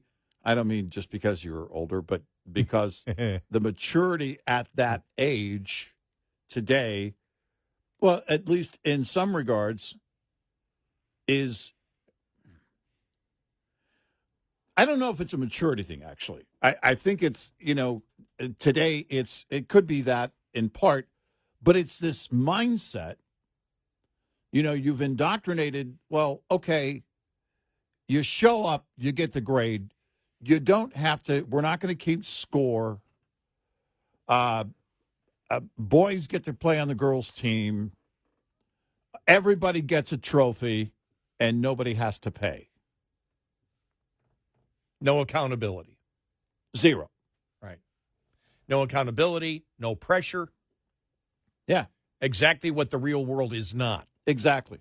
A pretend world. Let's put him in a pretend world. Well, Henry Cho, a comedian. He's great. Legendary comedian. Oh, I love him. Love Henry Cho. Good, clean comedy. A Christian, and makes his home in the Nashville area. I didn't know these days. any of that. I just know that he's funny. Yeah, I did not know that. He's hilarious. Yeah, he's a great great comedian, but he, you'll hear his values on stage because he'll talk about it. He'll talk about, popping your kids. You should spank your kids, and he makes some jokes about it. And it's very funny, but it's part of the values, that as a person, as a father, he holds. And he was talking about when he was coaching baseball and the team, didn't get first place. And they were saying, well, Coach, where's our trophies? He says, you're not getting them. Well, why? Because you didn't win. And the audience, because he makes it, it's just a matter of fact. But it's funny because that's not the norm today. Everybody gets a trophy. They get a trophy for showing up. They get a trophy for being you. Let's give you a trophy for being awesome. I'm going to tell you right now, I got 8 grandkids. Not all kids are awesome. And not everything they do is awesome. But I was smart enough at 17.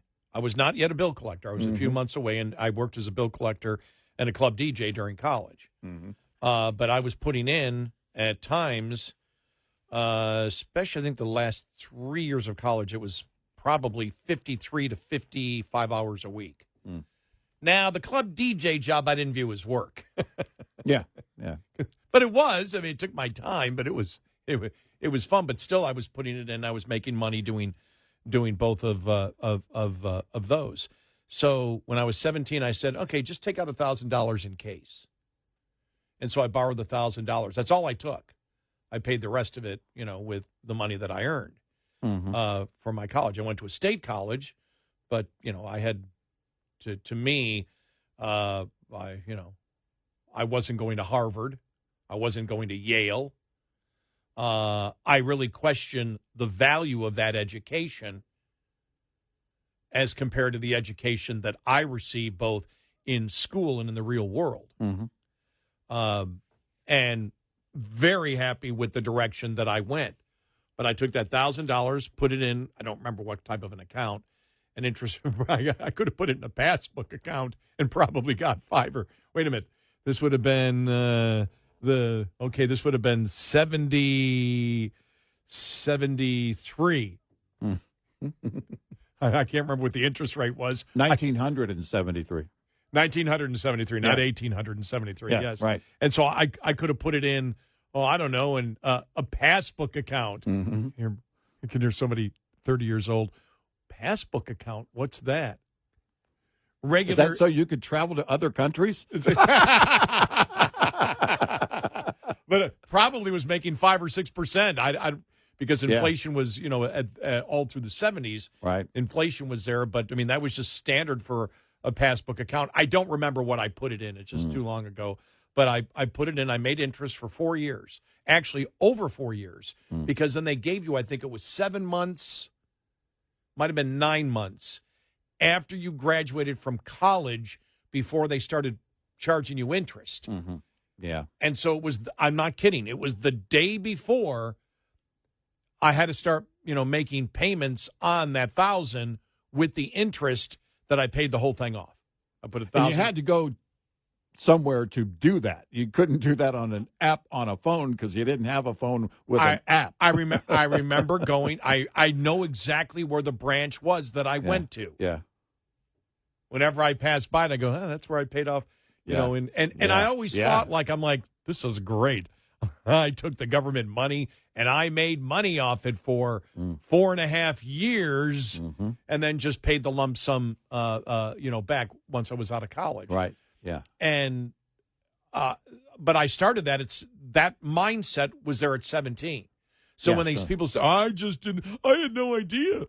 I signed for $100,000 for gender studies, and I didn't know. I thought I was going to get $1 million job doing this. I don't buy it. No. Don't buy it. No.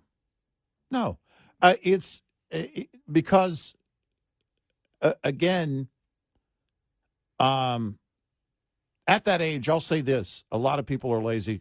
Heck, my next birthday, I'll hit 60. I'm still lazy.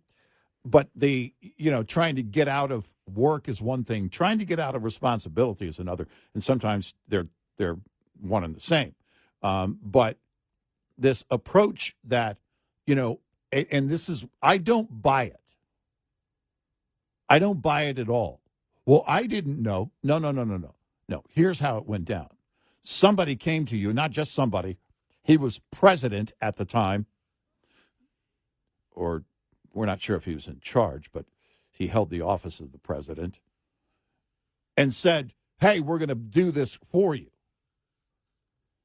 And you're a victim. And you're a victim, and you shouldn't have to, and convinced you didn't know what you were doing at the time. You damn sure did know what you were doing. You can't convince me otherwise. No.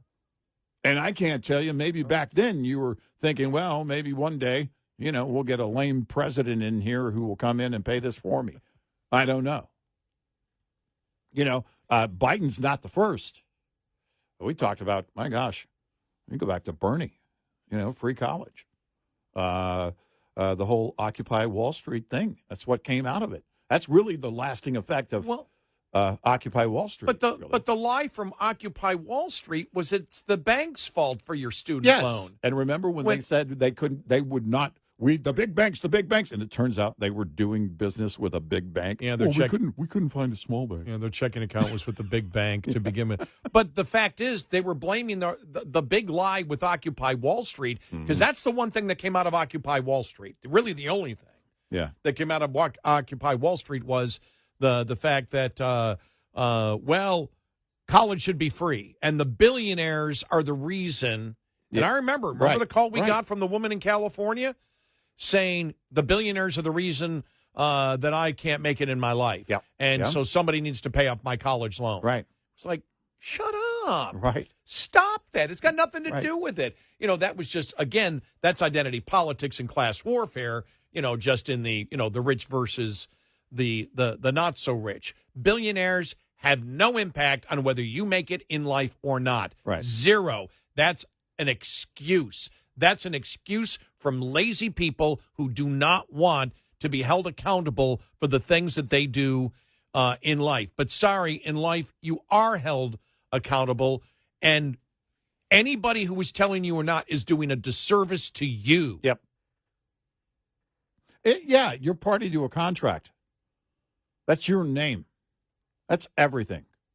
I take that, and have always taken that extremely seriously. Yeah.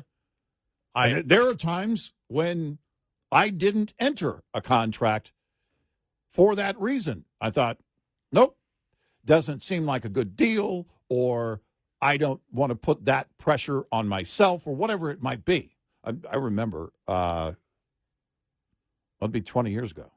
Wow. 20 years ago, last summer, basically. And but we ended up closing on the house we live in now. And I remember the mortgage guy saying, no, look at what you qualify for. This happened to me too. And it was 3 to 4 times what we were borrowing on our mortgage. Now, my wife and I have done real estate since 1991.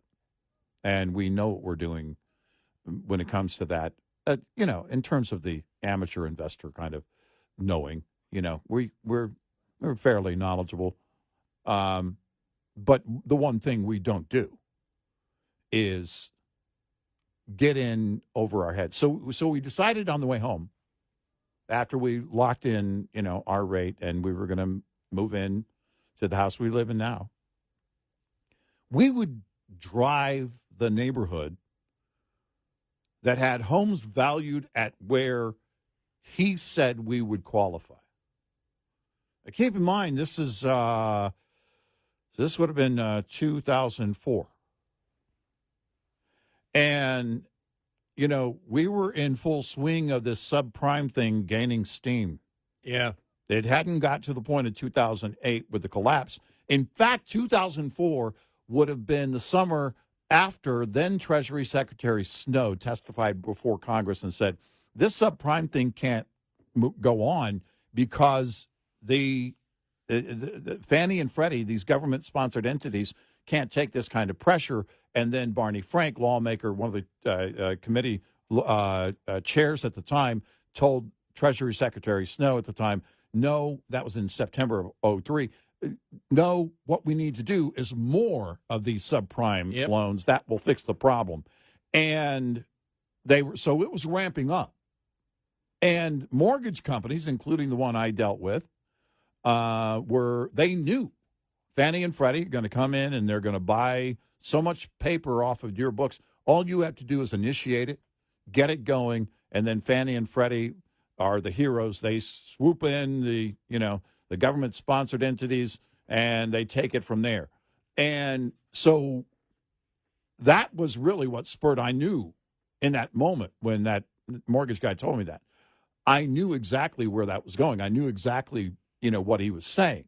And this is the problem, people buying into that or thinking themselves, oh, no, I can handle 4 times what I actually believe I should be doing. It's funny because we have not had this conversation that when I took up my mortgage, it would have been late 2006. I moved into my house in January of 2007. And it was what I qualified for was 4 times what I ended up borrowing. And when I saw the 4 times, and then you figured out the payments on that, you're like, you're insane. Are you out of your mind? You're insane. I'm like, you're crazy on that. And I remember too, because it was the end of 2006, I had money in an online account. Mm-hmm. I was making like 7% on an online bank account back then. Yeah. And that it came to fruition, and I transferred it back to a checking account. My gosh, it was as if I was trying to get into Iran or something. Yeah, smuggle money. Yeah, with everything that I needed, Right. all the documentation I needed to show that it was my money. Right. So just to qualify. Yep. 866-90 Red Eye. Get in touch with Red Eye Radio, toll free at 866-90 Red Eye.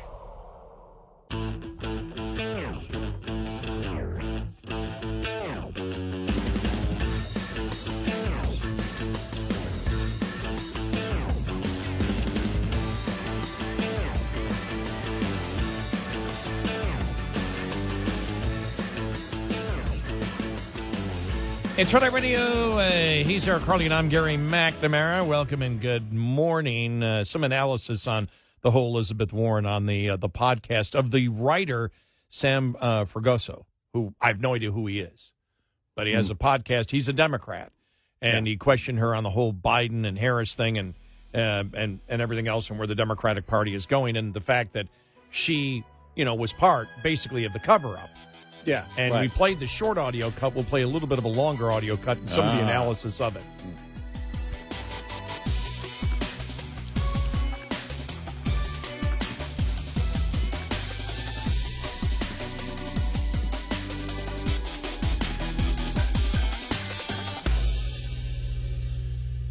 This is Red Eye Radio on Westwood One.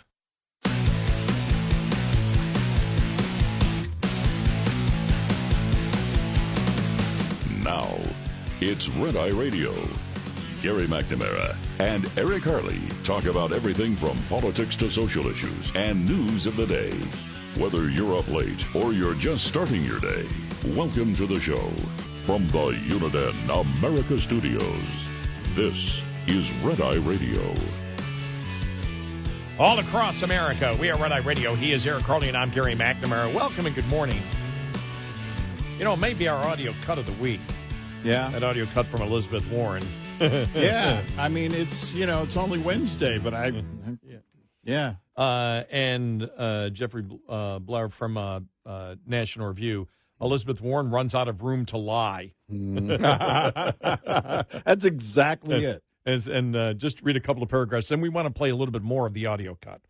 Because Warren, because of the advice from Jeffrey here, Warren went on the podcast Talk Easy with Sam Fragoso. Apparently he's an author. I've never heard of him. Okay. I don't know who he is. Do you know who he is? No. Okay. No. And it's worth seeing the full context of the 1-minute clip currently causing her so much heartburn among the chattering classes, because the context makes the sting of the moment that much sweeter. After about 50 minutes of chat, none of which I bothered to listen to, Fragoso headed into the concluding segment of the podcast by quite reasonably challenging her about the inadequacies of the 2024 campaign, doomed as it was by Joe Biden. Why are we so slow to pivot? Why can we not get past our past? Warren responded by saying, I'd like to answer a different question, which at that point, where the host betrayed visible exasperation as he accused her of always reframing his questions and answering something other than what he asked. He complained that he was nearly out of time, and she said, well, I'm going to run out the clock here. Then she offered some gormless mush about how looking back just isn't helpful unless we can do better moving forward, blah, blah, blah, blah, blah.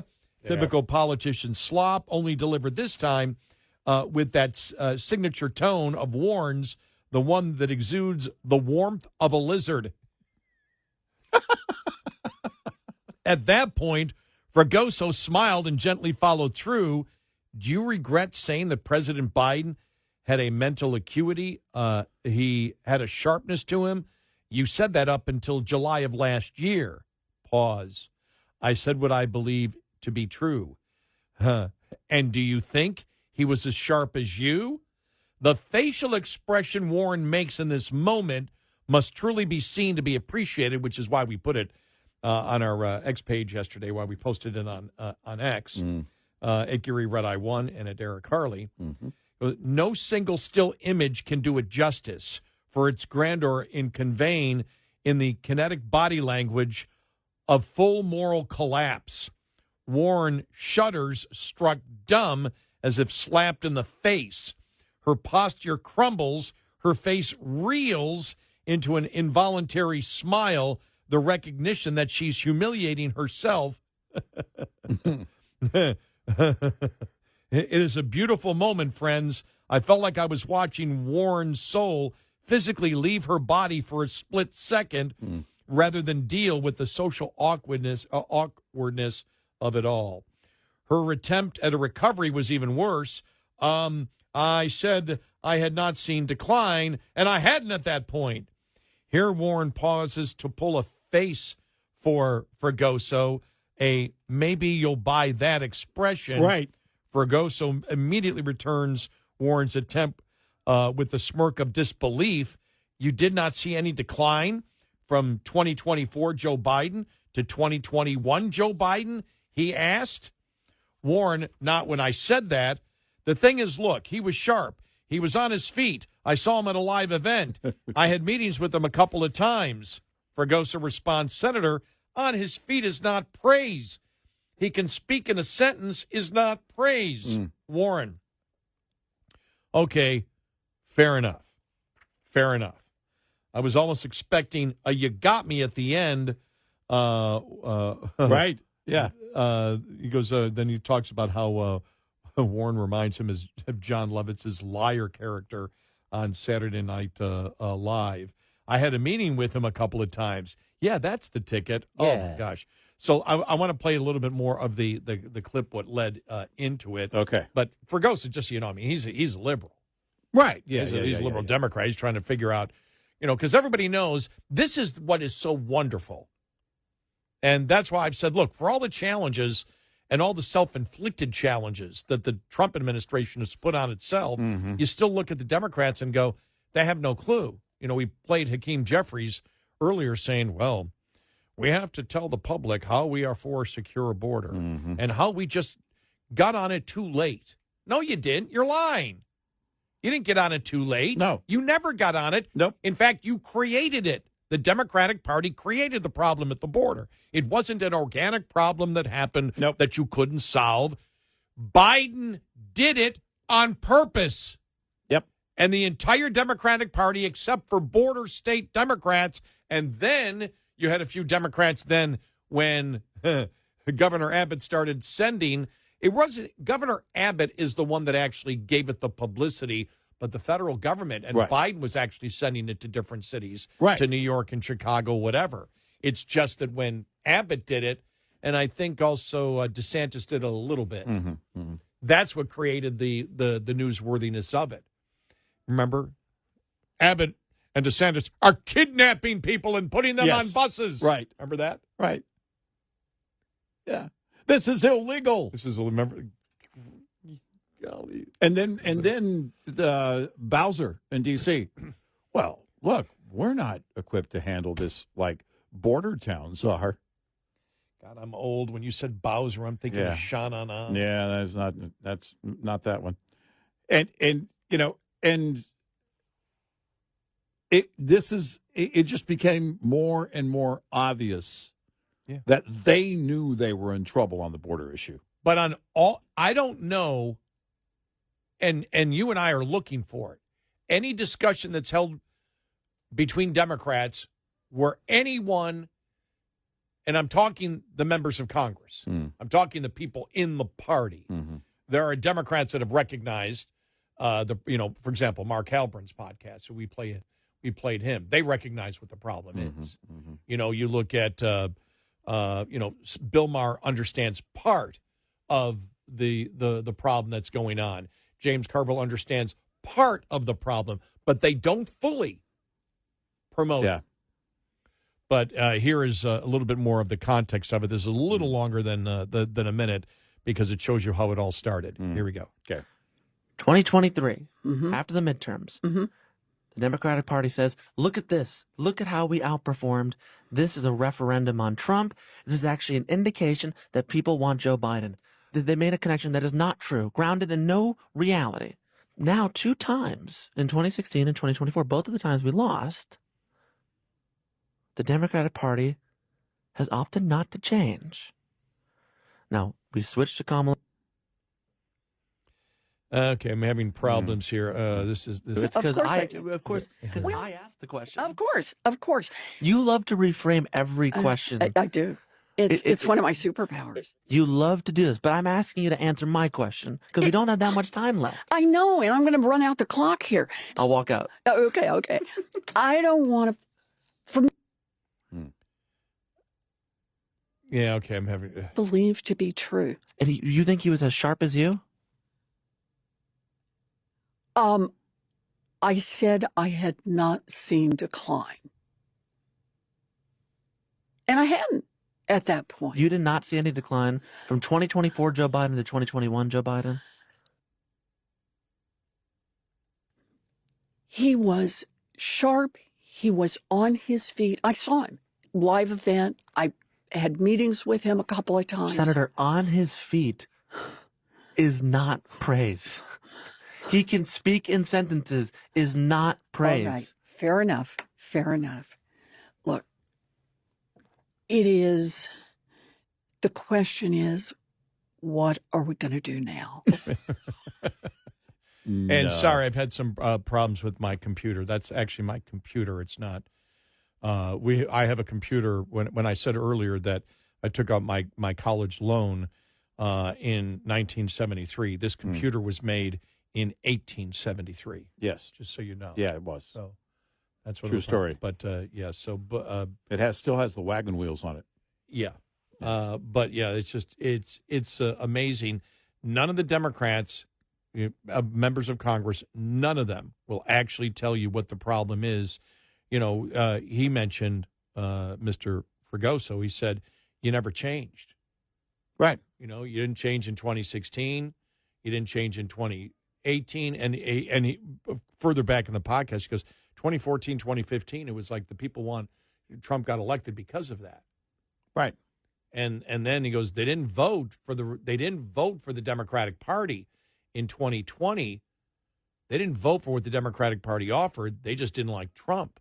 You didn't offer anything. He goes, in all the polling, it shows nothing that you're offering is what the public wants. Right.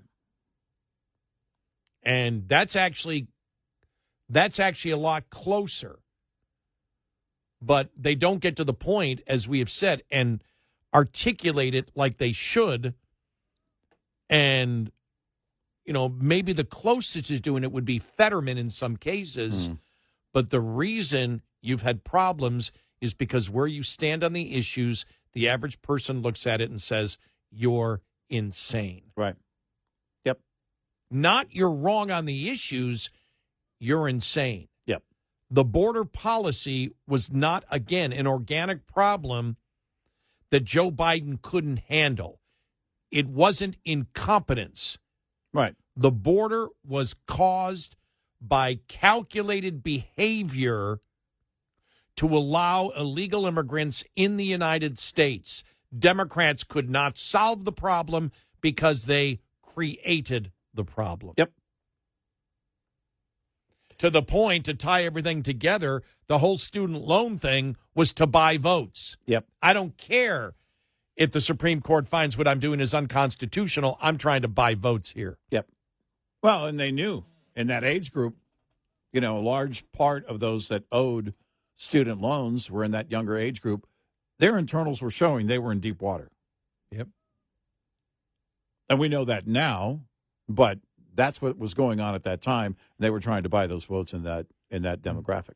And if you want to look at the other issues that I view as, pseudo-cultural, the identity politics, judging people by groups and not individuals, people want that gone. Mm-hmm. People don't live their life like that. No, they don't. They don't. They don't No. live their life by judging people by the group that they're in. The vast majority of people don't do that. That is Neanderthal thinking. It's the racist, institutionalized mindset of the modern Democratic Party today. Mm-hmm. It's racist. Right. The anti-Semitism that exists inside the Democratic Party, absolutely mind-boggling. Yep. And the murder narrative. Right. Well, okay. Well, and deserve to be murdered because he works for an insurance company. Well, full on radical. Yeah. And as we know, the radical transgender movement, the insanity of that, the absolute insanity. Right. I saw what's his name? Obama aide. I got mine blank here. Rahm Emanuel. Rahm Emanuel was on a podcast with this woman who was just going crazy. Yeah. And he couldn't argue with her because she was so insanely crazy. No, they want to bully transgenders. They want to bully. They want to bully. How come? Because he comes on and says, we can't hold these opinions on it. He goes, well, I don't care whether you're right or wrong on it. The majority of people are against it. I don't care the majority. And the majority, they just want to bully. They want to bully. He backed off. Yep. He backed off. He was afraid to speak. He was afraid to speak. Yeah, good luck And in I can't- 2028 if he is thinking about running. And I wish I could play it. If I just had a podcast, Yeah. I could, but I can't because it's F word this, directed at Rahm Emanuel. I don't know who the woman is, but she was a nutbag on this podcast. Yep. Absolutely going crazy. It's got nothing to do with bullying. Oh, Yep. and she said, what they use now is the Republican Party is obsessed with gender. No, they're not. They're responding to you. Yeah. They're responding to what Obama started. They're Right. responding to the insanity of men can be women if men say so. That's the insanity that's created by the Democrats. When you create, as a national party, the insanity of something that is scientifically impossible, and you promote it to the point of that insanity becomes misogyny against women and threatening against women, I would suspect that the other party would probably speak up about it and make it a focal point. Yeah, probably. It's amazing. But again, more proof that the radicals aren't going to let them. It doesn't matter what the polls show. They don't care about the polls. They don't care about the truth. No. We need to shout louder. We need to get more extreme. We need to get more radical. It's pretty nutsy. It really is. It really is. 866-90 Red Eye. Brought to you by Hot Shot Secret. Hi, I'm Jen Loomis, a transport safety expert at J.J. Keller, and I'm here to share a tip on compliance, safety, accountability. Compliance, Safety, Accountability, or CSA, is the FMCSA Safety, Compliance, and Enforcement Program. Its goal is to hold motor carriers and drivers accountable for highway safety and to reduce crashes, injuries, and fatalities on our roads. CSA does this by assessing the safety performance of motor carriers and drivers based on data collected during roadside inspections, crash reports, and FMCSA investigations. Based on the data that is compiled, motor carriers are assigned a score. The carrier is then grouped with other carriers who have had a similar number of safety events. Carrier scores within the group are then ranked to determine intervention priority. Low scores are better, So carriers with the highest scores are those that are most likely to be targeted for intervention by the FMCSA. Interventions range in severity and may include warning letters, roadside, off-site, or on-site inspections, civil penalties, or operation out-of-service orders. This tip was brought to you by J.J. Keller and Associates. Visit us at jjkeller.com. We'll be right back with more Red Eye Radio with Eric Harley and Gary McNamara.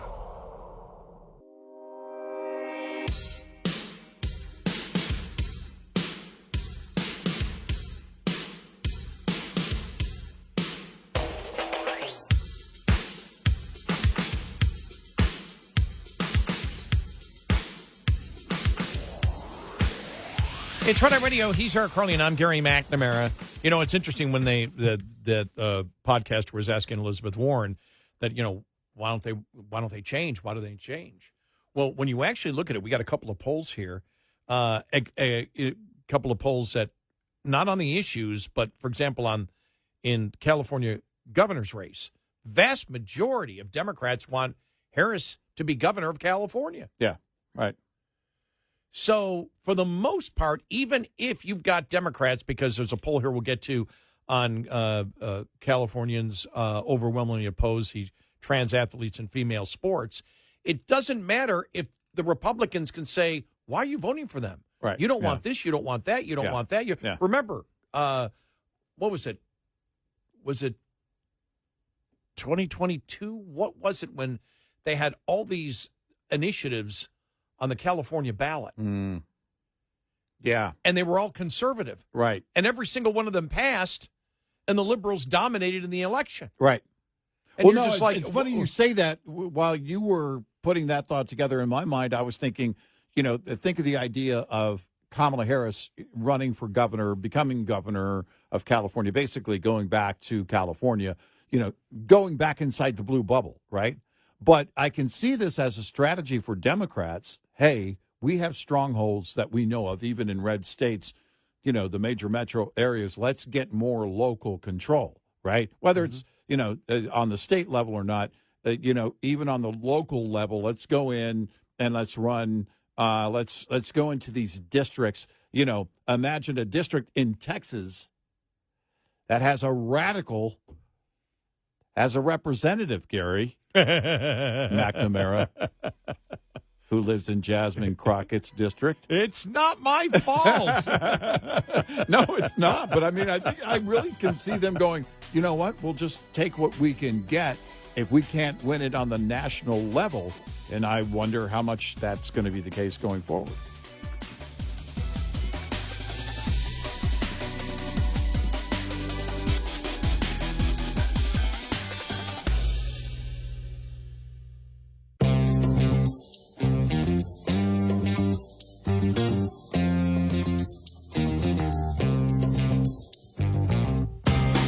Catch all 5 hours of the show live every night on the Red Eye Radio app. Available in the App Store.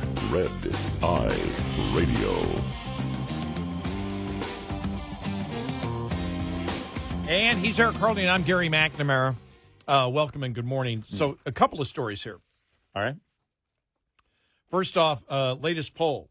A strong majority of Californians oppose transgender identity males competing in female sports, despite state Democrats relentlessly shilling for gender identity over biological reality. In the new poll, it found that 65% of California likely voters think transgender identifying athletes should be required to play on teams that match their sex rather than their claimed gender identity.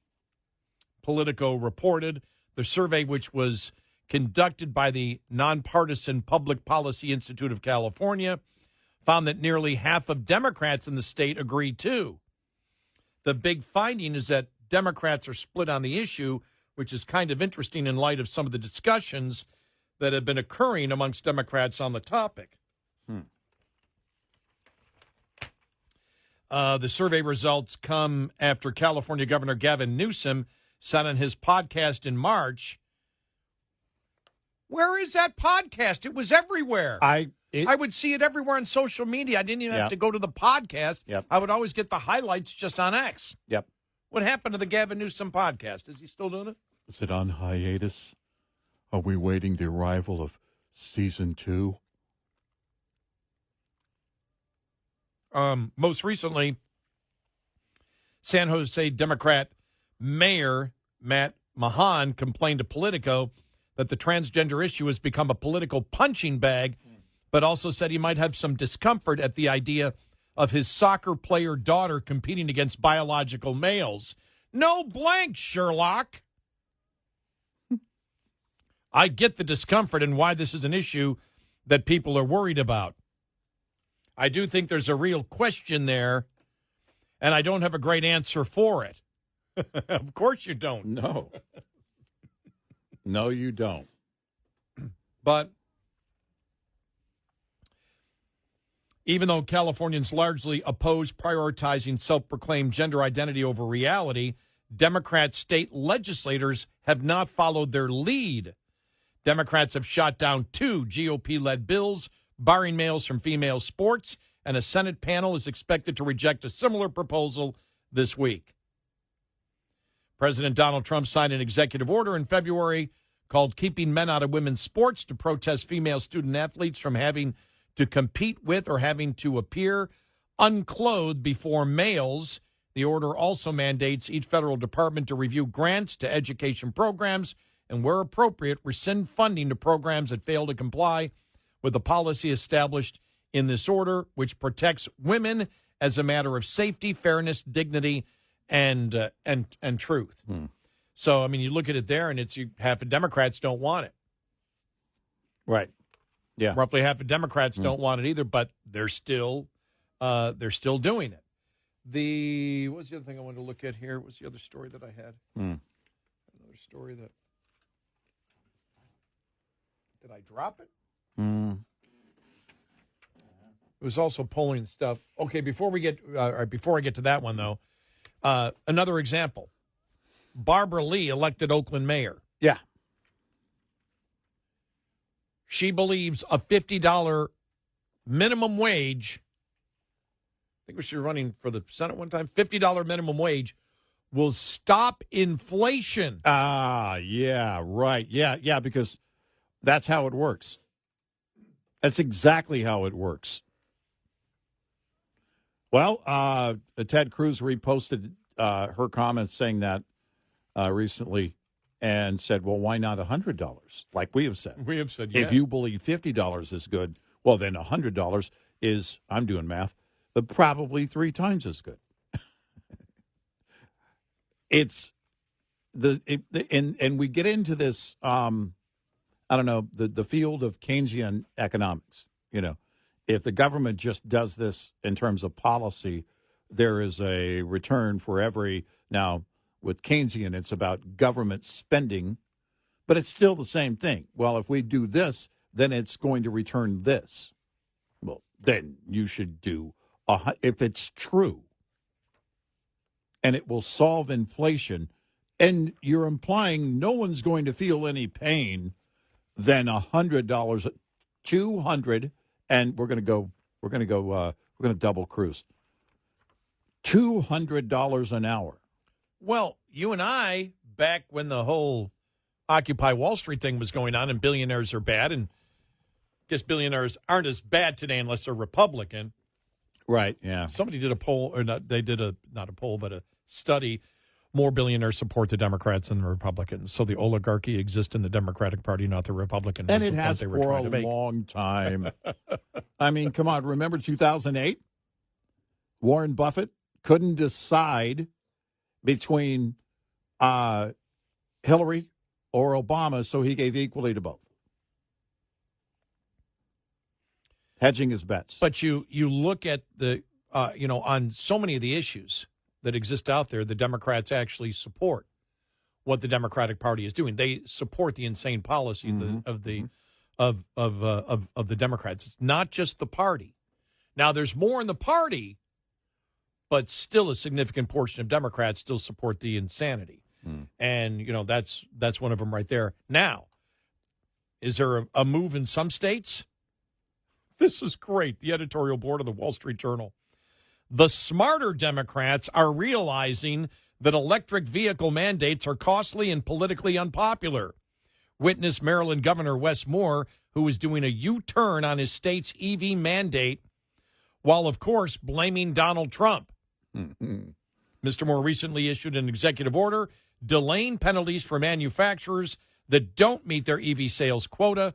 Maryland is one of a dozen or so states that have adopted California's EV rules, which require zero-emission vehicles to make up 43% of an automaker's sales by 2027, 68% by 2030, and 100% by 2035. Most automakers aren't anywhere close to meeting the looming quotas. EVs made up a mere 9% of Maryland sales last year, and much of those, Teslas. Oh. Dealers and manufacturers warn that California's mandate will force them to sell fewer gas-powered cars available in states that follow its rules. Yeah. They're rescinding all of this. Is going away, by the way. Virginia Governor Glenn Youngkin unchained his state from California's EV rules. That means Maryland residents could cross the Potomac to buy the gas-powered car they want. This will hurt Maryland auto dealers and state tax revenues. The people of Maryland won't be happy when they discover Democrats in Annapolis are to blame for their car buying chase. Enter Mr. Moore, who is suspending penalties against automakers that don't comply with the mandate for at least the first 2 years it is in effect, 2027 and 2028. He's also pausing enforcement of California's electric heavy-duty truck mandate, which is even less feasible than the quotas for passenger cars. Mr. Moore, who is often mentioned as a possible Democratic presidential candidate, claims Mr. Trump forced his hand.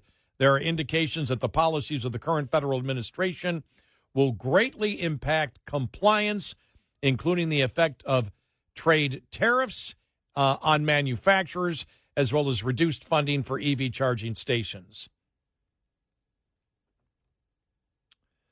Mr. Trump's tariffs will raise auto costs, especially on many entry-level EV models made in Mexico. But even with subsidies, EVs are already too expensive for most middle-class Americans. And their limited range can make them impractical. Automakers would have to buy credits from Tesla to comply with the mandate, which would enrich Elon Musk. Mr. Moore is showing fellow Democrats an off-ramp from their EV blunder. How many more will take it? No. And then there's another story. Representative Vince Fong, a Republican of California, is one of the many voices sounding the alarm about a recent oil refinery closure announcement having greater impact on American wallets. Valero announced that it will likely close its California refinery near San Francisco in April of 2026, putting more than 400 people out of work. We understand the impact that this may have on our employees, business partners, and community, and we will continue to work through this period, he said. Fong said the state agency policies are making it tough for the industry to survive. Well, you know, when you had Chevron decide to move out of California after being there forever, you know, when it comes to energy, California, wind and solar, wind and solar, wind and solar, wind and solar. That requires taxpayer money. When it comes to cheap and plentiful energy, they want nothing to do with it. So it's no surprise that those that are producing cheap and plentiful energy want nothing now to do with California. Yeah. Bye. It's not a surprise at all. And the people of California will pay. Because when you don't have it, and we'll just say it in the liberal California sense, you know, Earth Day was yesterday, so we'll just say it this way. Locally sourced. When it's not fair trade oil. When you have to ship it in, it becomes more expensive, of course. And the people of California will pay that. They've been paying the government cost for diesel and gasoline forever. It's crushing. It's just part of the cost of state government in California. And California continues to double down over and over and over again, breaking the backs of consumers, their own citizens, and companies. And the companies that can are deciding to leave. Not that hard of an equation. It's also not that hard of a solution. There just has to be the will. And there isn't the political will in California. Solar and wind, solar and wind, solar and wind, solar and wind. And Californians, many of the same people who support that are okay with paying the higher prices. Okay, he's still doing his podcast. Is he? All right. Newsom. All right. He had Sheldon Whitehouse on climate change. All right. Okay. Remember, this was supposed to have a debate. Mm-hmm. You know, we're going to have a lot of Republicans on. Uh-huh. Then he had who was actually raising young men with best-selling author Scott Galloway. Again, nobody knows who he is, so that's not controversial. Mm-hmm. 6 days ago, he had Rahm Emanuel on.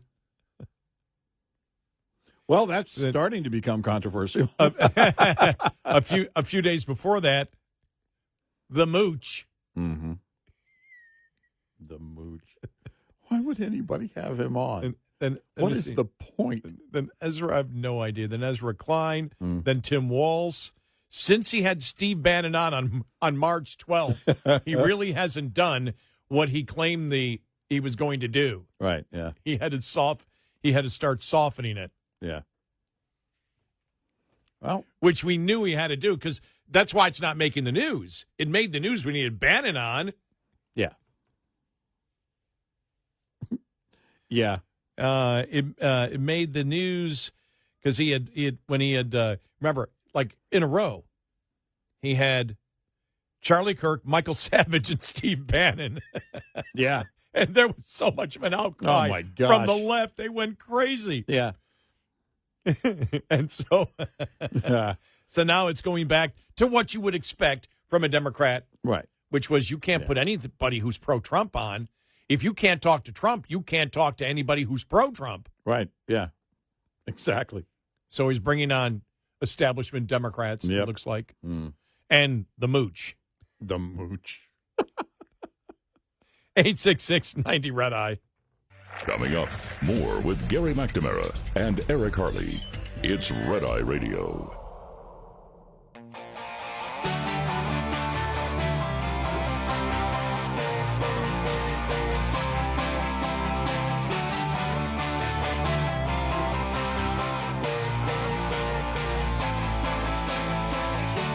It's Red Eye Radio. He's Eric Harley, and I'm Gary McNamara.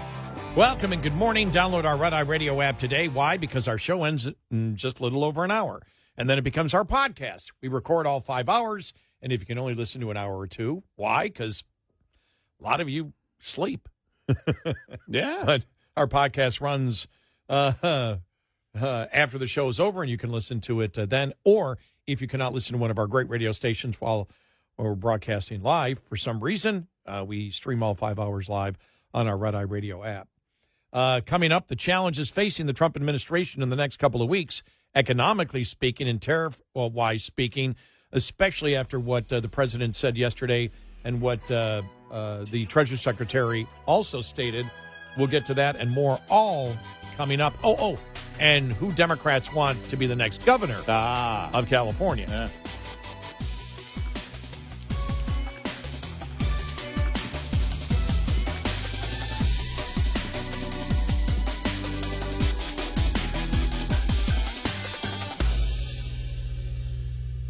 This is Red Eye Radio on Westwood One.